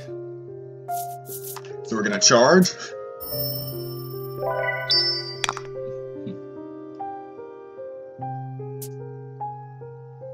Envenoming Stinger. Alright. Still did damage, but at least we're not poisoned.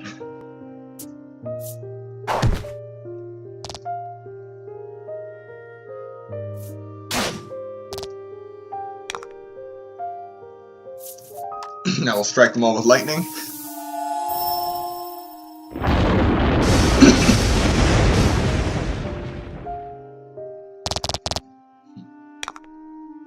Then we'll charge again.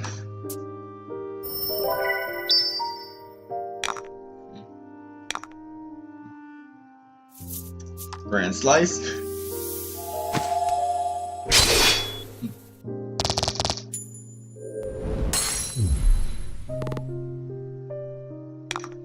And finally, end it with Force Impact.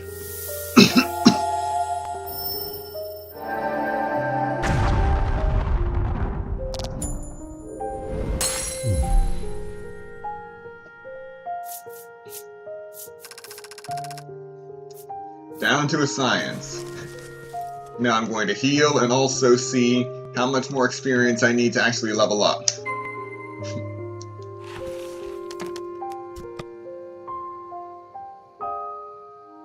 I need, for the main character to level up, I need 3,258 XP.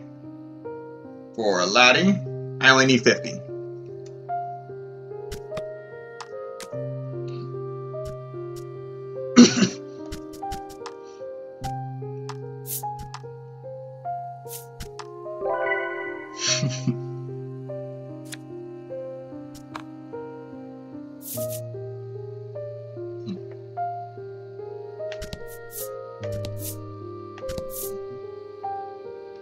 Now we talk to this old man. You see an old man gulping down the contents of a mud-filled cask. When he notices your party, he suddenly asks, "You young'uns up for a challenge?" Who will challenge the old man?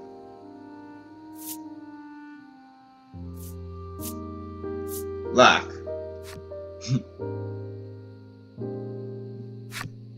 As if a human could ever compete against me, Lack says. But then, the old man flicks Lack's forehead, sending it soaring. Who will challenge the old man? Alright, I will choose Laddie then. Laddie gets into an awkward fighting stance, seemingly determined to fight, when... "You'll have to try harder," he says, suddenly behind her, and claps her on the shoulder. Okay then. Don't overdo it, you caution him, well aware of his age, when suddenly his fist comes flying at you. Despite his elderly appearance, he moves swiftly. He can easily hold his own against you, and your duel results in a draw. You've got a long way to go, the old man tells you, as he drinks mud from his cask. That was... something. You've got a long way to go, the old man tells you, as he drinks mud from his cask.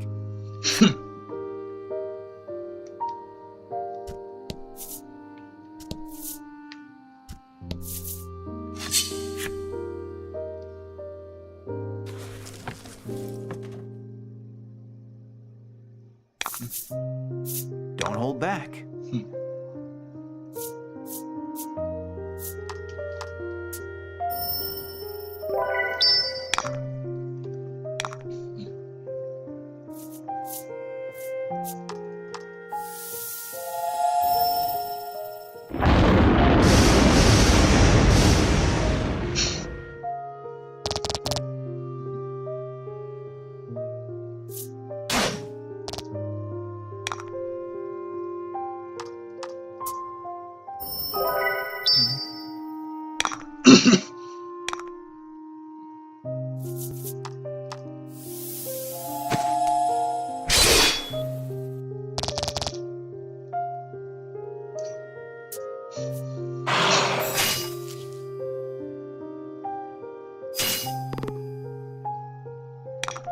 Interesting.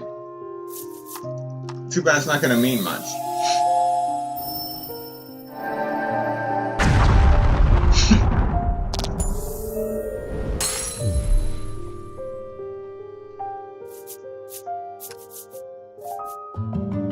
And Laddie is officially leveled up and learned the power of dream, a skill acquired, the power of dreams.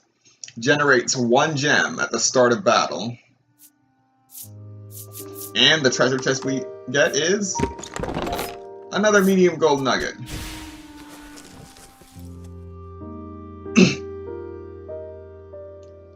Alright. Gonna save.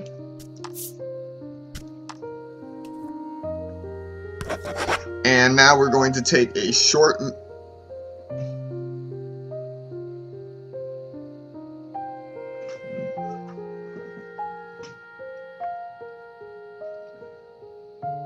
Hang on, let's see.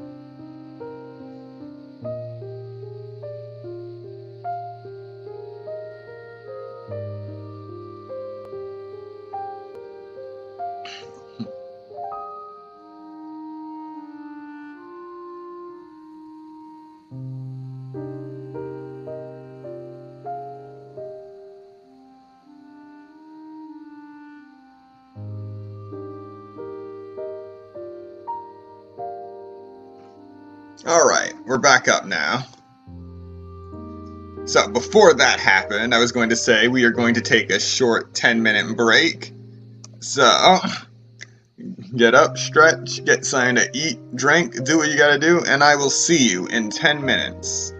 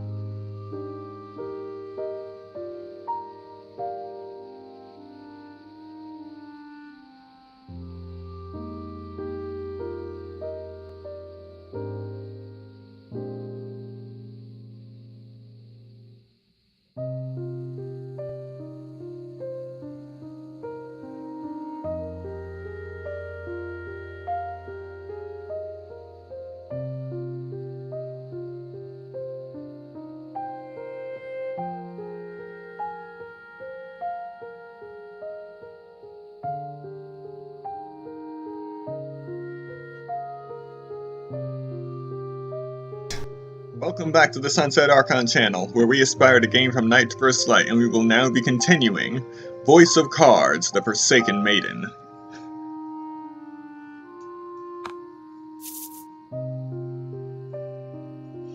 And yes, I did notice that the stream froze again during the break. Hopefully we won't have to deal with that again. And another thing, yes, I know that the cards do look like they're glitching, but that's part of the actual game. The stream isn't freaking out in that sense.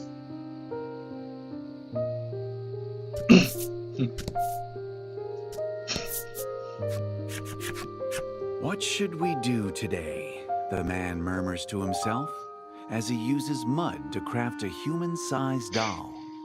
When you ask him what he's doing, he says that he doesn't have any friends, so he's making a mud buddy.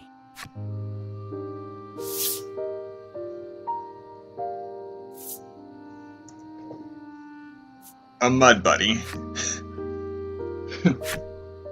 Thinking it might get lonesome with the mud buddy as his only company, you decide to become his friend. The doll begins to wriggle and writhe before transforming into something that looks just like you. This is all possible thanks to the mud, he says cheerfully, happy to finally have a friend. To your surprise, the residents seem rather grateful to the muddy marsh at the town center. You decide that it may be worth investigating. That's a little disturbing. Okay, maybe more than a little.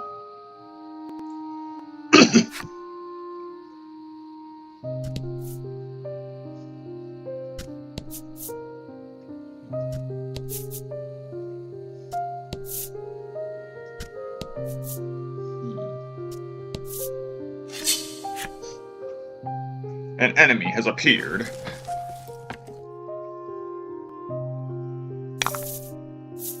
Show him what you got. Charge.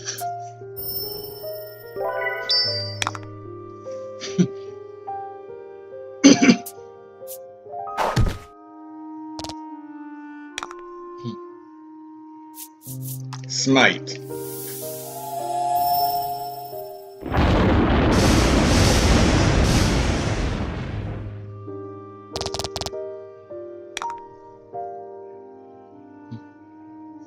Charge.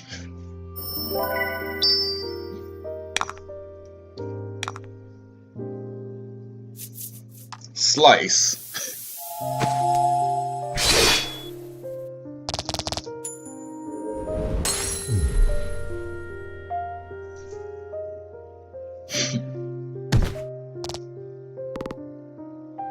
And once again, smite. Charge, smite. Charge, slash, smite.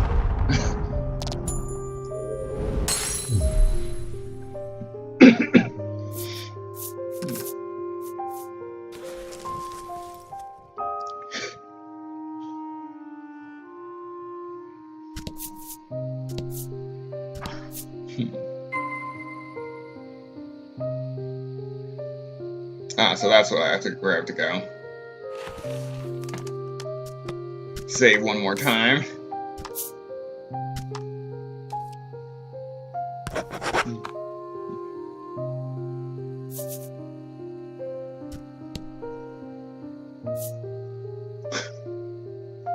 It appears the volume of mud in the marsh has decreased. Perhaps because of all the uses the villagers have found for it. From within the marsh, stairs appear. Down the stairs we go. Enter Central Burdenberg? Yes, we must.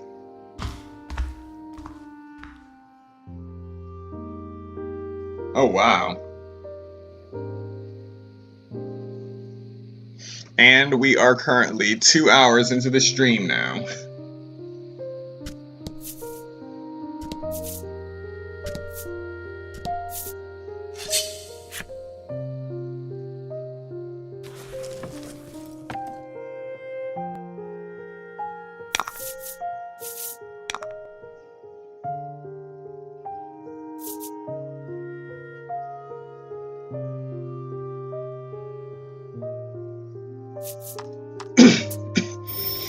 Charge.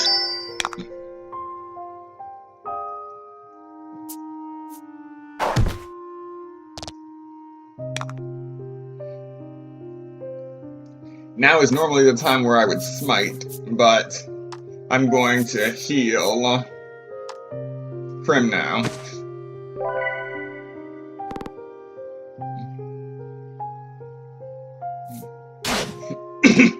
And that was the right thing to do.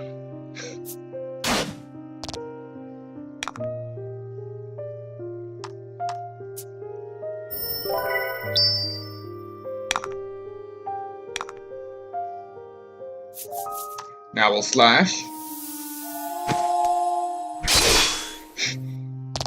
How dare you dodge?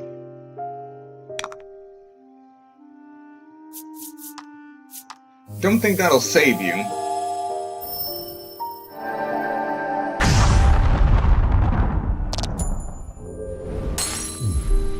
Alright. If that's how we're doing it.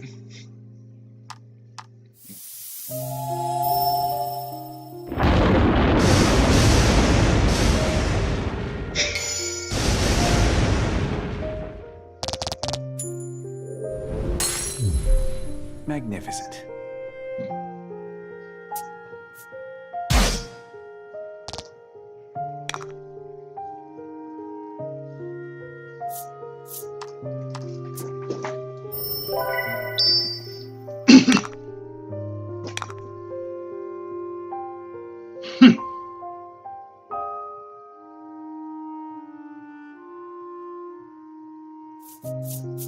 Alright. Try attack. Come on, big numbers, big numbers. Just need a 10. I got exactly a 10, and it dodged. Alright, fine, you get the nuke.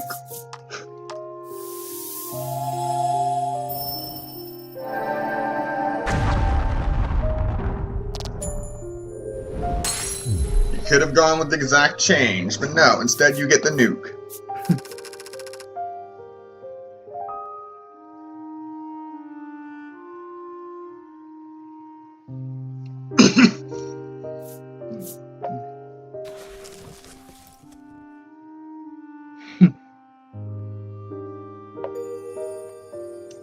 You fulfilled the necessary requirements and unlocked the Turbulence enemy story. You fulfilled the necessary requirements and unlocked the Winged's enemy story.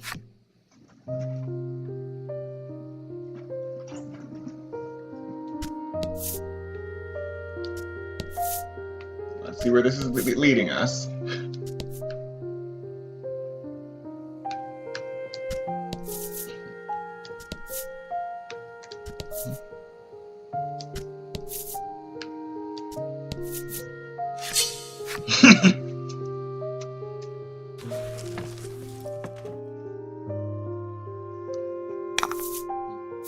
Show 'em what you got. Oh, geez.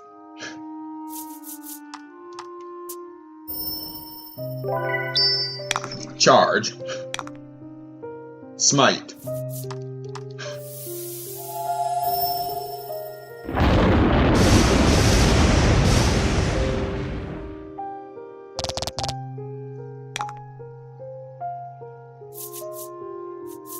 Charge.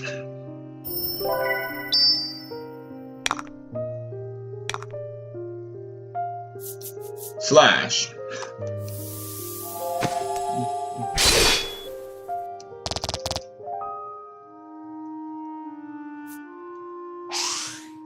Yes, was able to dodge.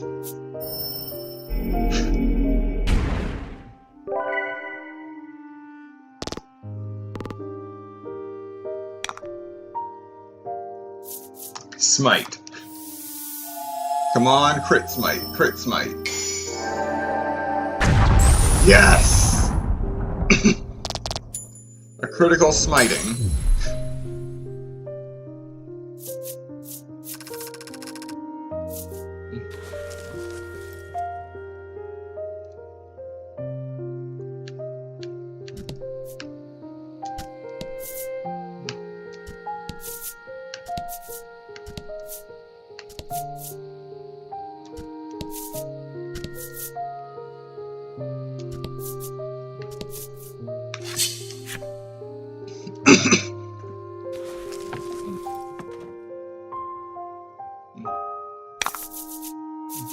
Fight him off. Okay, not sure what that is. Charge.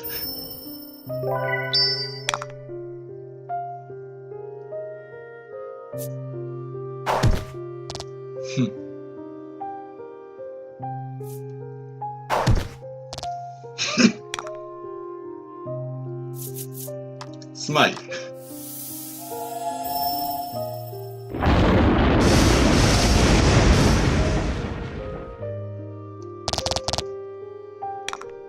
Charge.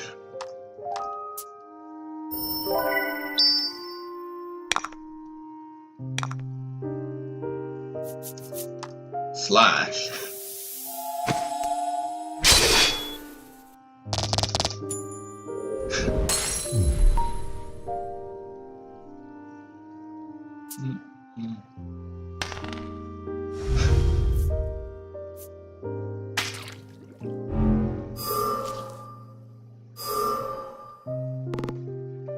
Should have sealed Laddie.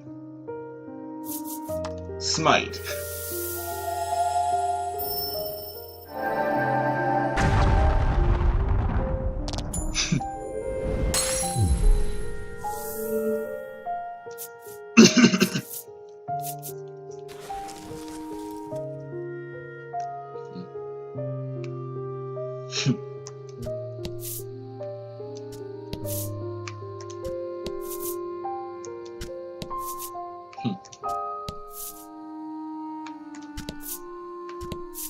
Finally came across someone. You see a little girl drowning in the marsh. Who will save her?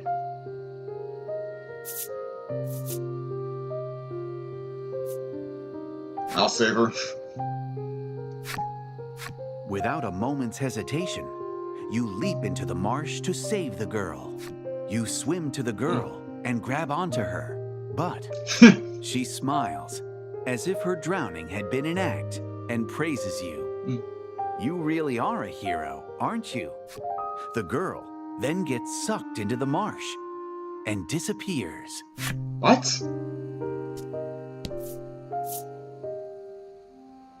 Okay, so that leads deeper. Okay.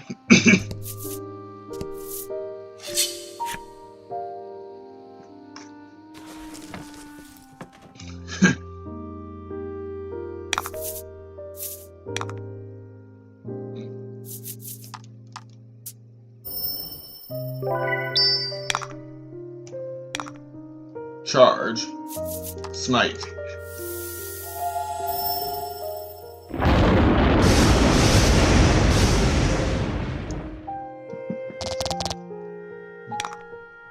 Charge.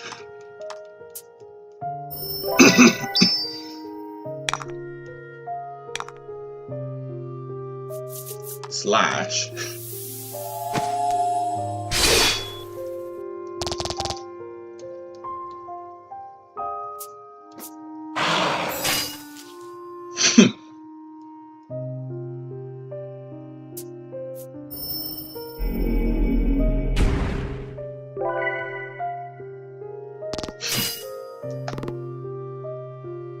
Smite.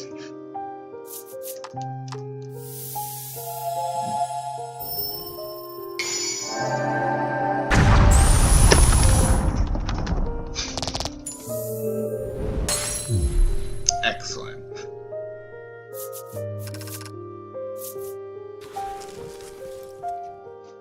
Hello, welcome to the stream. You fulfilled the necessary requirements and unlocked the Wrathful's enemy story.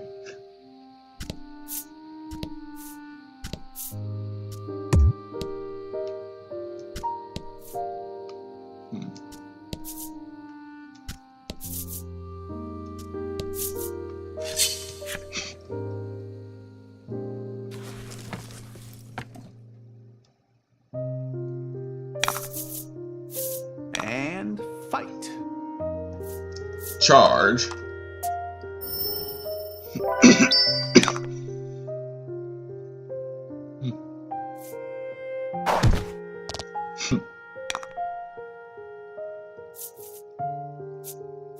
Smite. Welcome back, Pyra.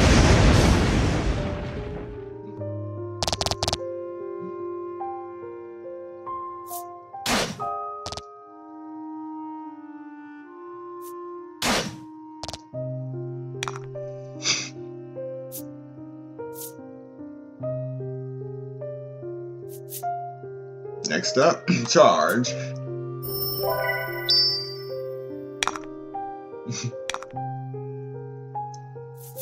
Slash.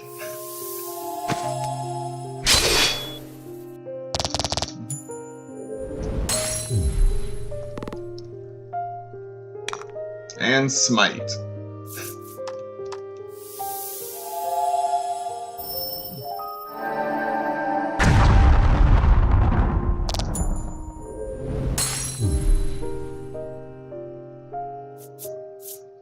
Wait, just did it again. The chat showed up on the screen and then faded out. I'll have to figure out what's going on with that.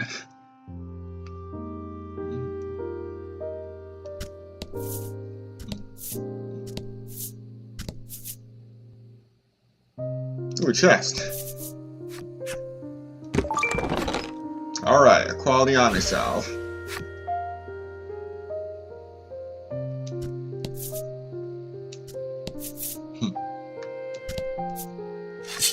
Well, it is something I only just started to experiment with, so it's understandable there will be a few bugs.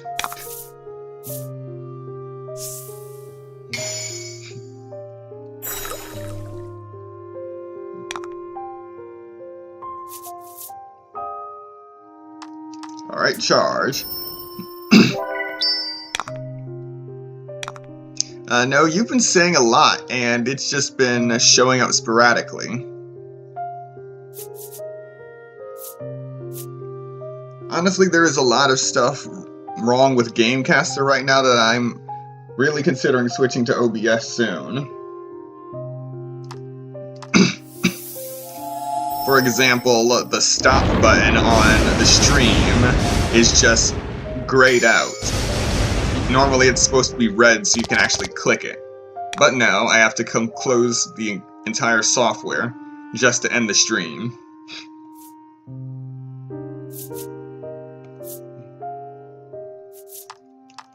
Charging.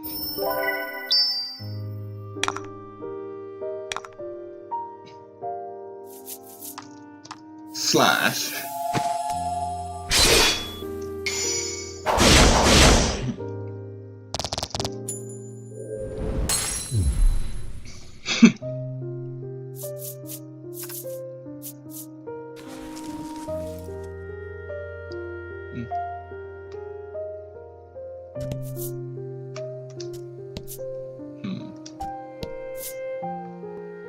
Alright, another chest.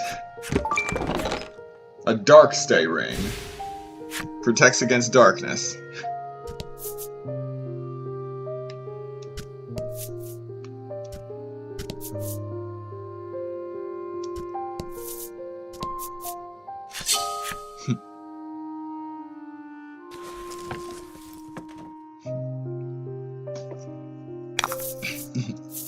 And fight. Well, whether it shows up or whether it stays or not, the important thing is that it's actually pulling the chat log onto the screen.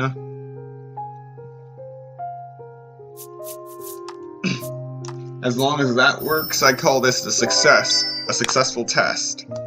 Having it stay there is another problem. Nuts. Envenoming stinger. I've been poisoned.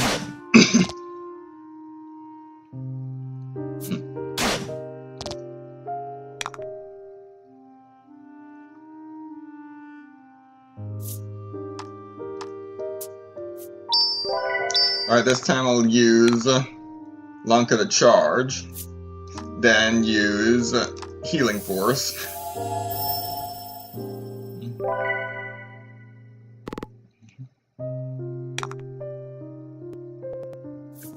Then strike with Grand Slice.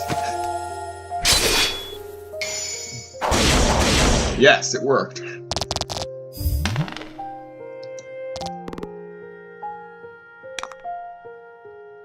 And I'll still be able to beat them all with Force Impact.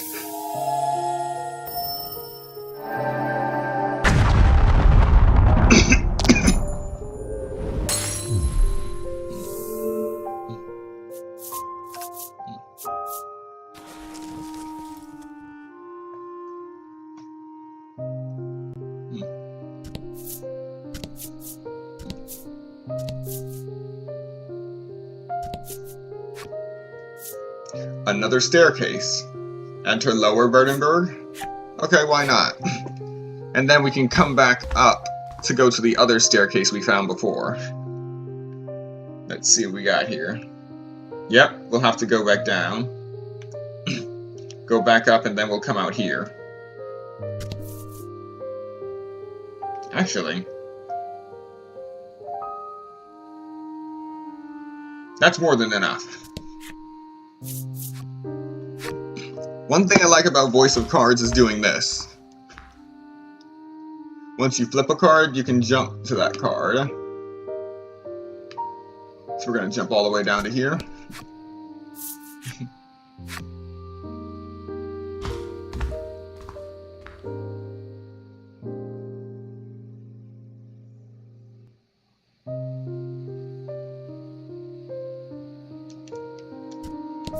Now we can jump to both sides.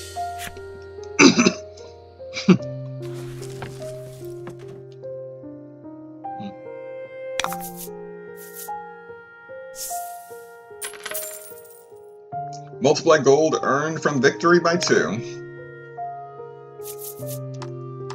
Charge. Smite.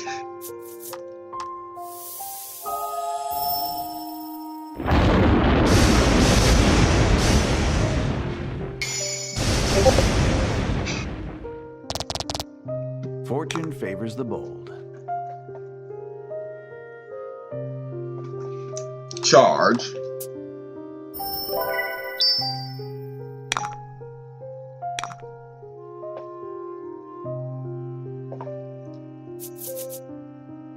Slash. Yep, a lot of smitings going on today. And finally... Okay, that was uncalled for.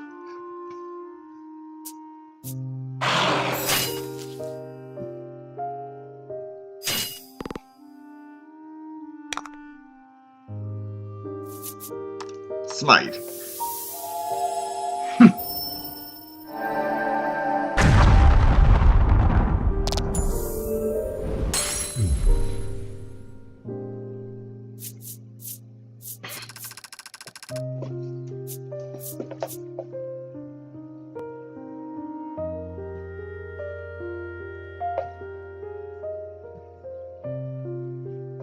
Alright. What do we get? What do we get? We're gonna go with the center this time. Quality Omnisalve. Exactly what we need.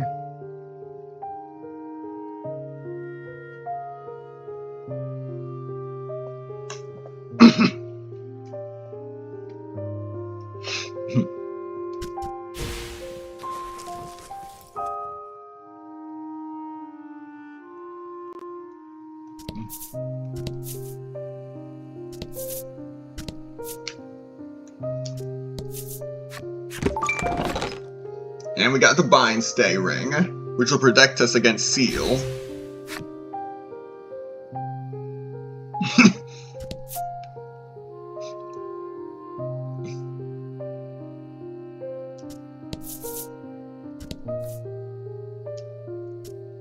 Oh.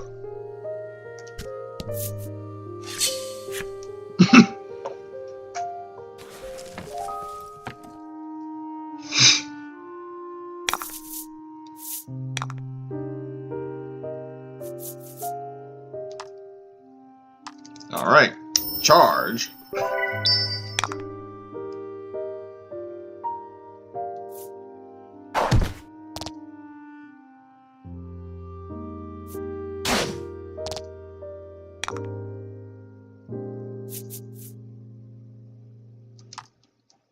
Smite.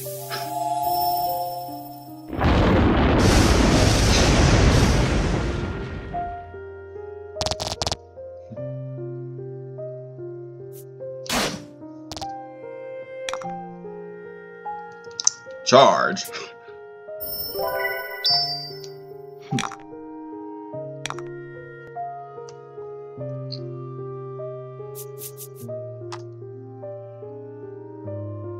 Slash.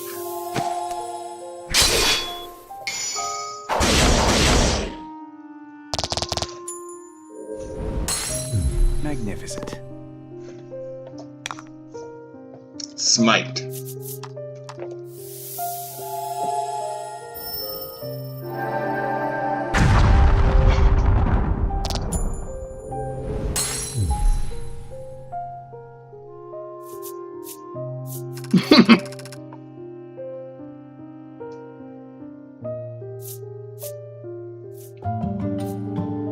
Oh!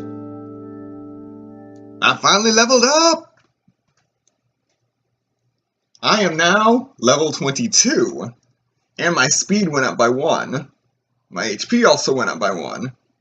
But what I'm really happy about is speed. No new skills, though.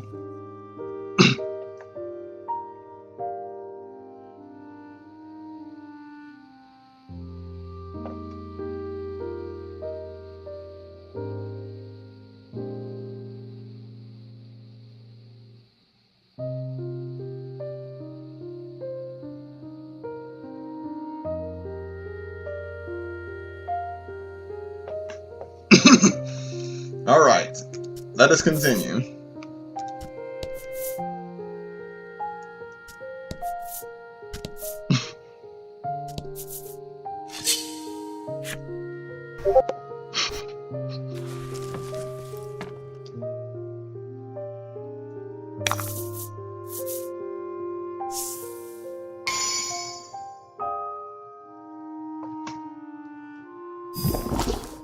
Everyone's poisoned. Everyone gets the poison this time.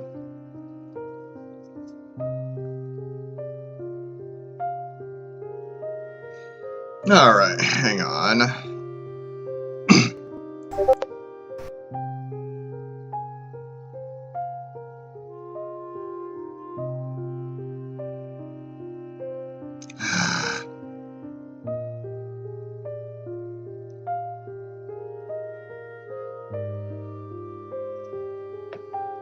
Wait.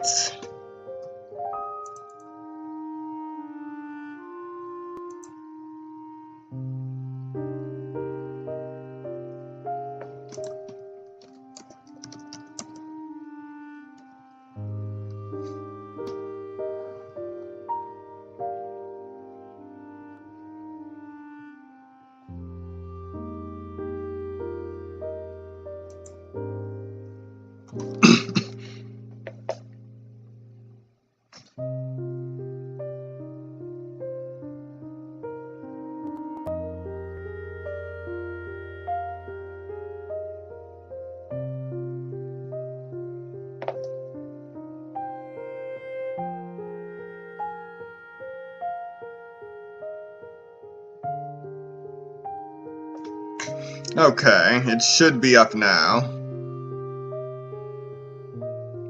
Sorry, for some reason the stream keeps freezing on me. Is it freezing on your end too?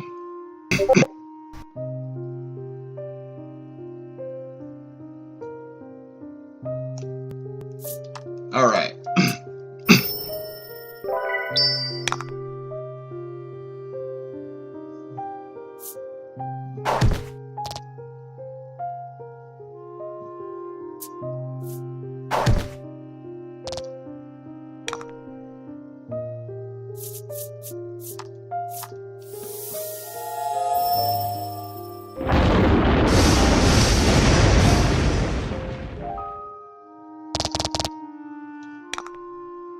Oh, so it's just on my end for some reason.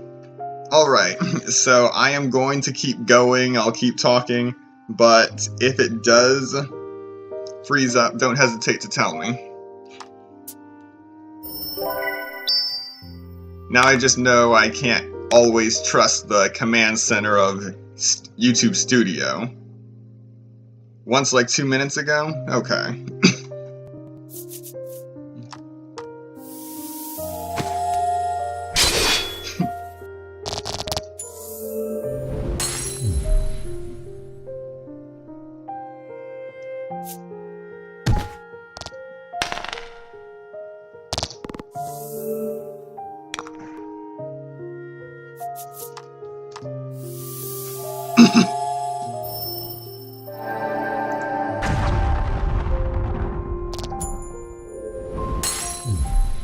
Good work.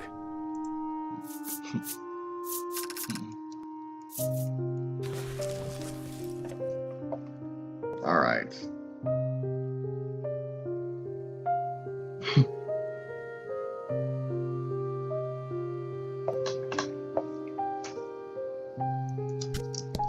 Onward.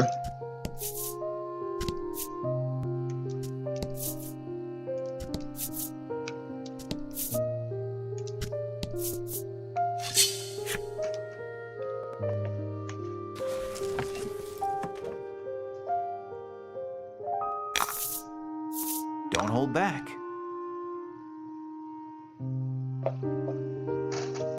Charge.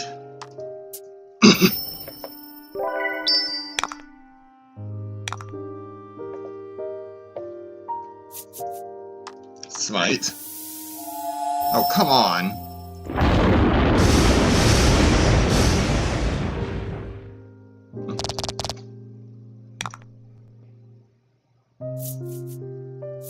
Charge.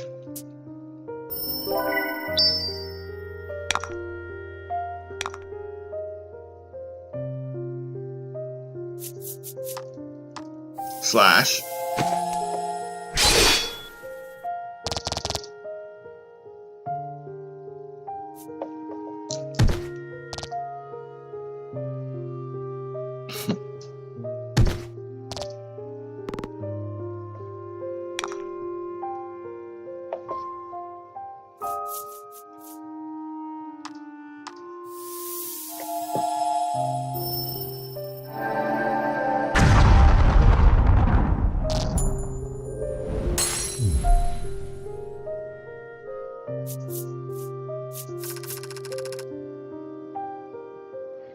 All right.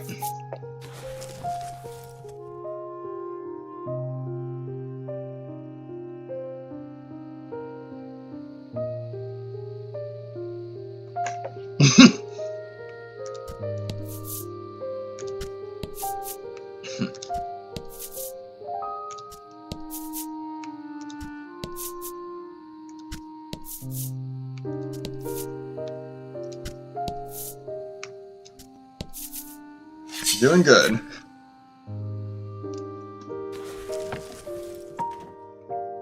All right.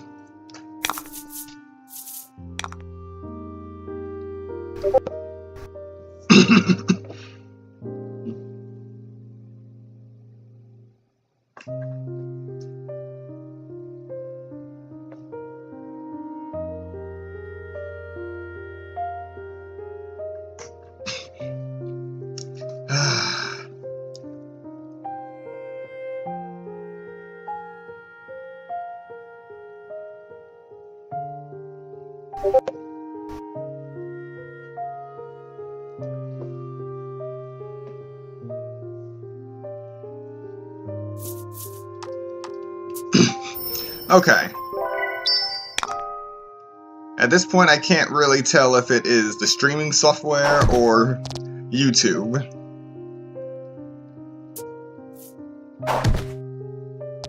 But I am going to try to at least get through this part of the chapter.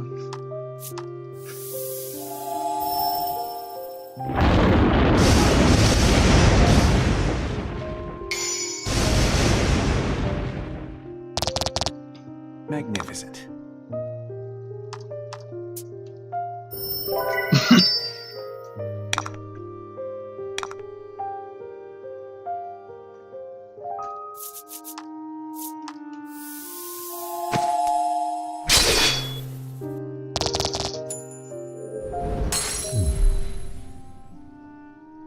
All right.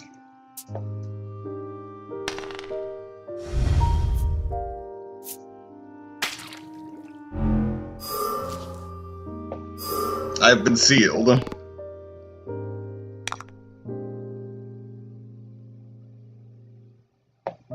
Alrighty, but now I smite it.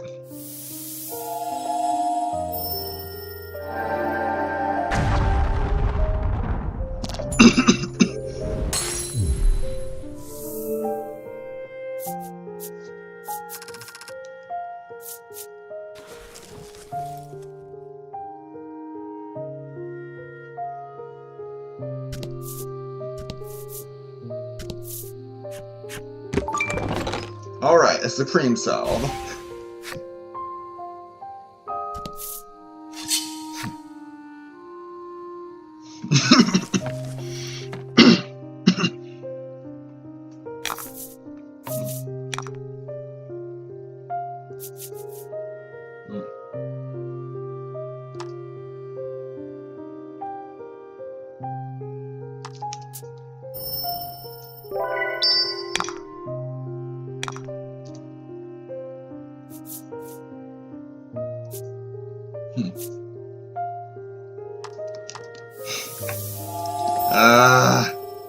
Again?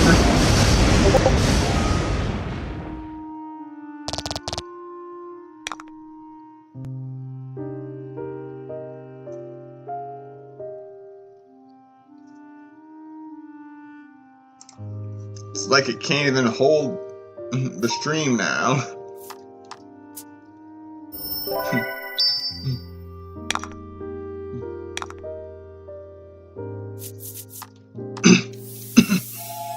Alright. Under normal circumstances, I would just explore everything and flip every card. But now we're just going to go for the most efficient route. And then we'll try again tomorrow. With OBS this time. So once again, the stream layout will likely look a bit different.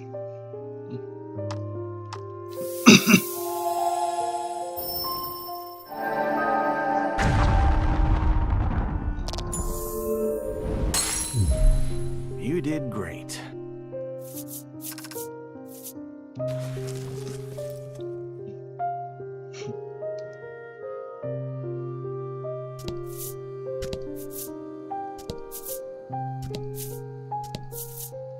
Alright, here we go. You've got to be kidding me.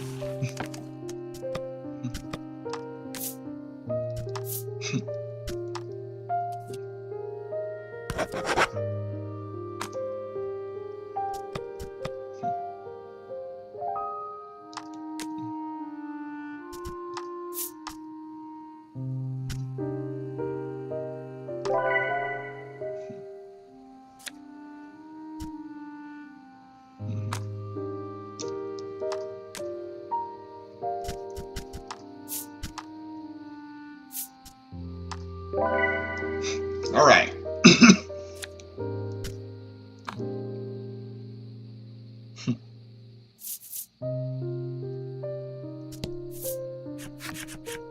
You see a familiar figure in the center of the marsh.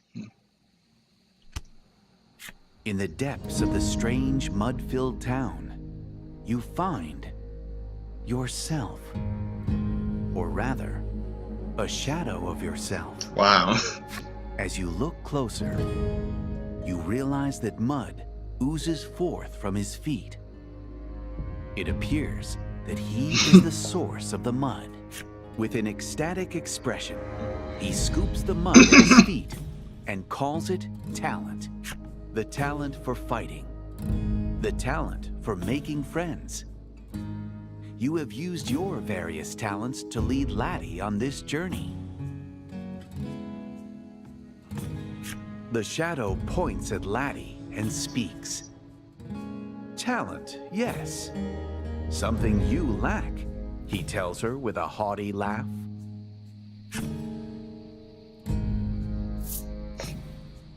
What do you say to him? That is not true.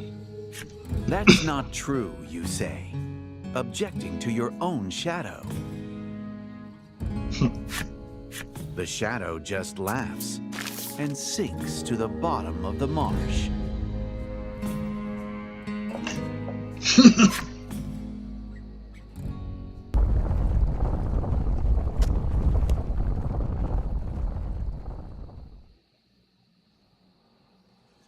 What the? So this is the heart scar, Krim gulps, as she stands before the horrendous light.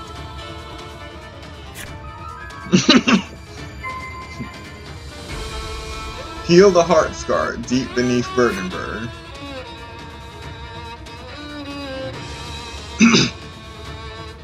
Yet another heart scar.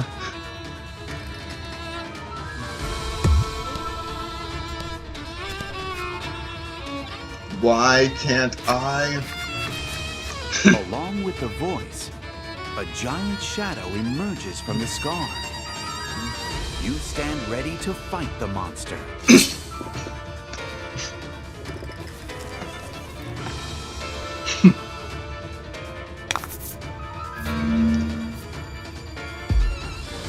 And this boss has 200 HP. Fight him off. This will take a while.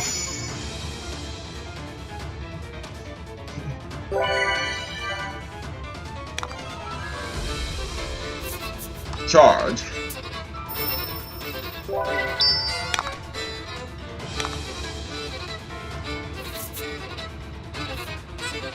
Smite.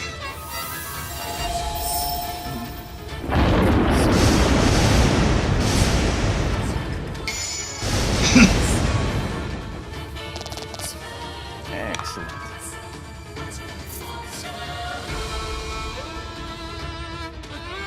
Charge.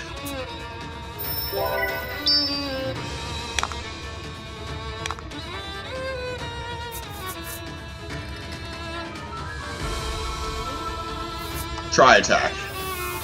Come on, big numbers, big numbers. 8.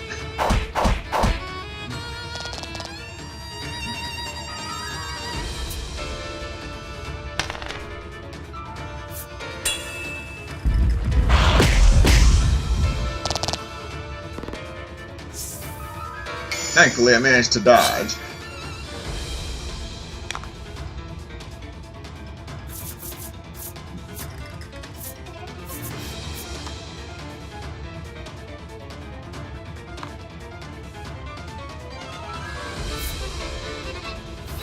I'll charge this time. Not again.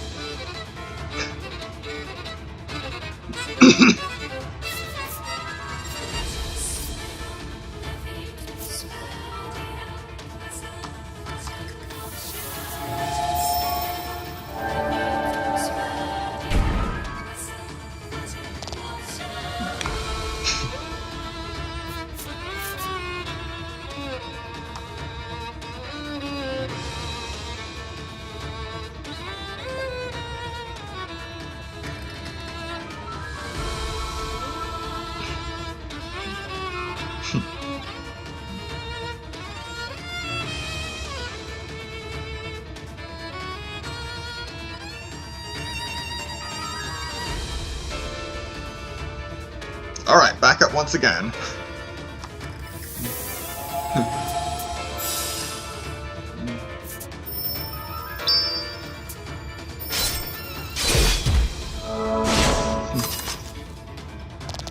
Teamwork makes the dream work.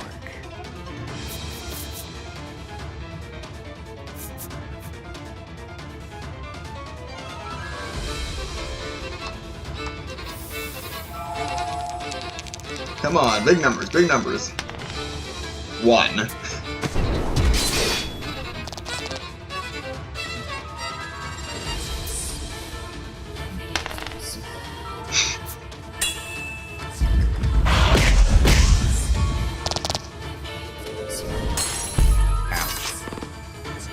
Indeed.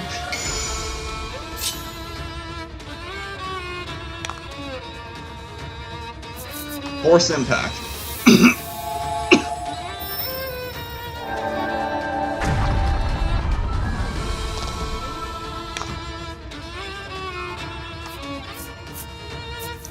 Switch to an Supreme and Spear Elixir.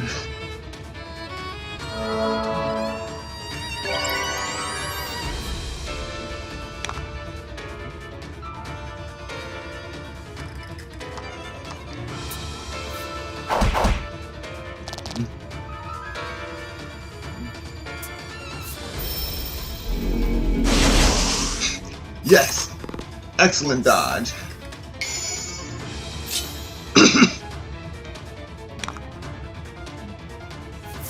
Charging.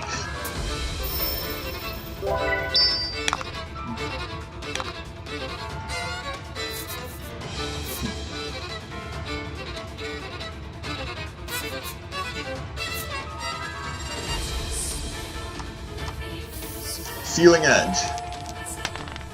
Ah, 2.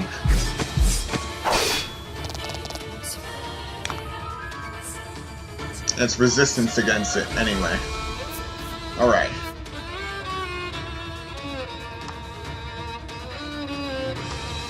Restore the HP of all allies.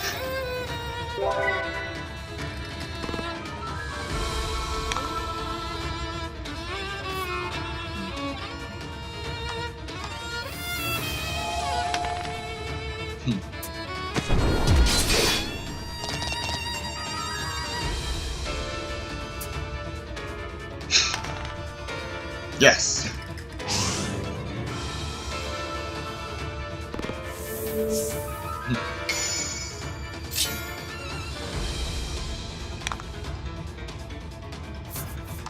Force Impact. Come on, critical, critical, critical. Yes! Magnificent. 45 HP left. Charge.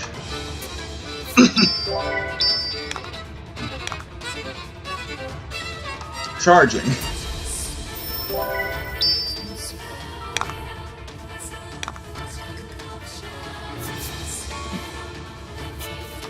Grand Slice.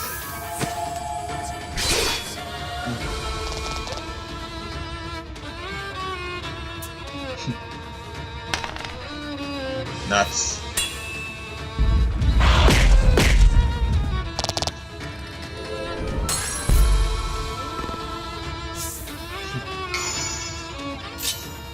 It's up to these three now. Force Impact. As long as this doesn't miss. It's my win.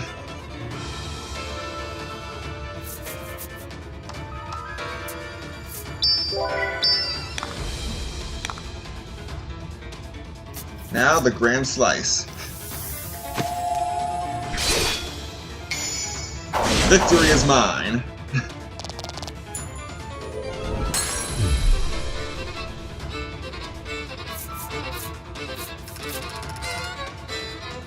$2,520 XP. 2,100 gold.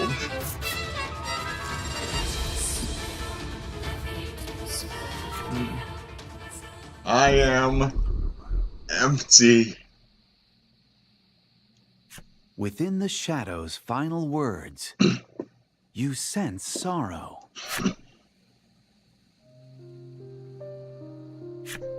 Laddie was entrusted with the duty of becoming a maiden. Thanks to her talent, she was loved by all. But it was a false love. No one would truly love someone who was destined to disappear. When people discovered she hadn't the makings of a maiden, they stopped caring for her, and she descended into the darkness of desolation. After defeating the shadow, you use the Maiden's Relic to heal the heart scar. The Ivory Maiden's Relic.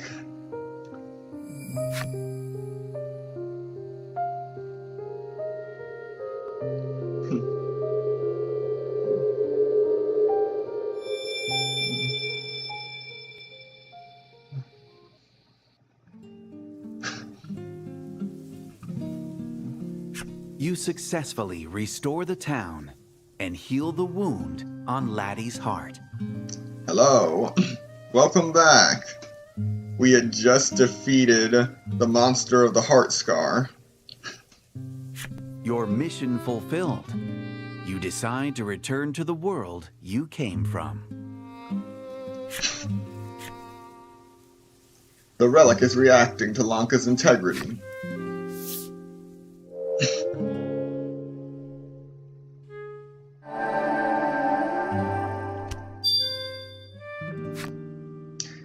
Lanka's Ivory Maiden's Relic transformed into the Ivory Memories Relic.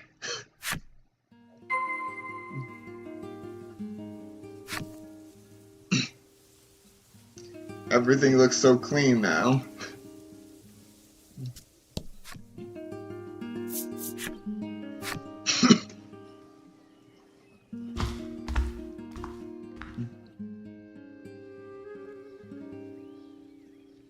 does look like it's glitching slightly still, but not as much as when everything was corrupted.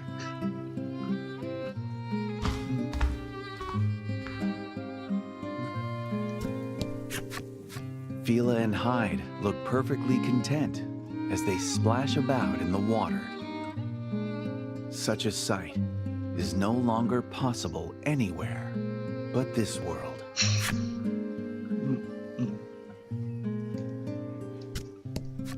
It's so good of you to stop by, the man booms as soon as he sees you, throwing his arms around you for a giant bear hug. You give him a reluctant pat on the arm, your companions looking on with wry amusement. You spy an old man vigorously working out and ask him what he's doing. He tells you he has to work out in order to be able to keep up during playtime with his grandchildren. Explains why that guy was so fast. Going up once again? Oh. No, we're just leaving.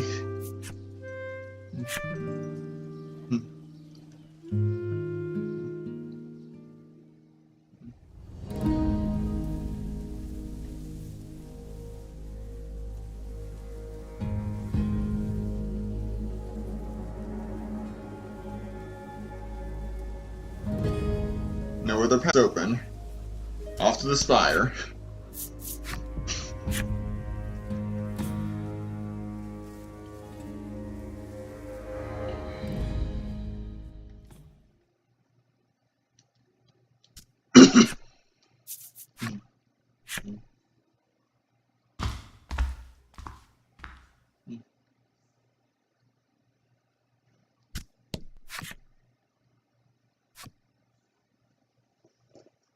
Kokoro Kokoriko Rantaratan. With the door opened by the self-proclaimed spirit spell, you leave the heart's domain behind.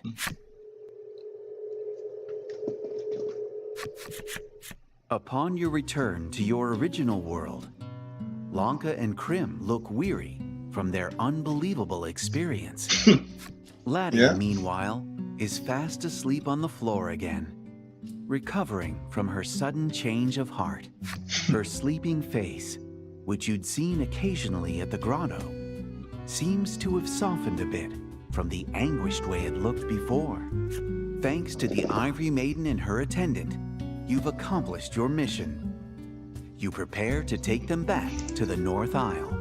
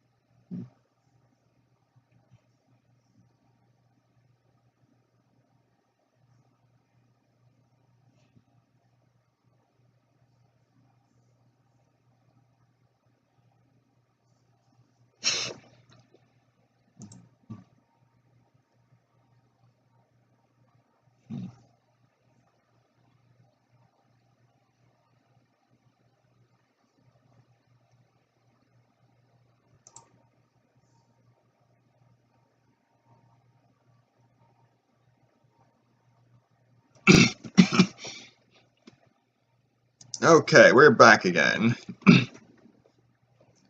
You kindled hope within me, stopped me from sinking into the mire of my despair. The bond between you and Laddie deepened. See the Ivory Maiden and attendant safely back to the North Isle. Alrighty. But we'll be doing that next time, as I don't think the stream can handle anymore. So, thank you so much for coming to watch this stream today, as bug-laden as it was, and those who come to watch the playback later. and I hope to see you next time in Voice of Cards, the Forsaken Maiden.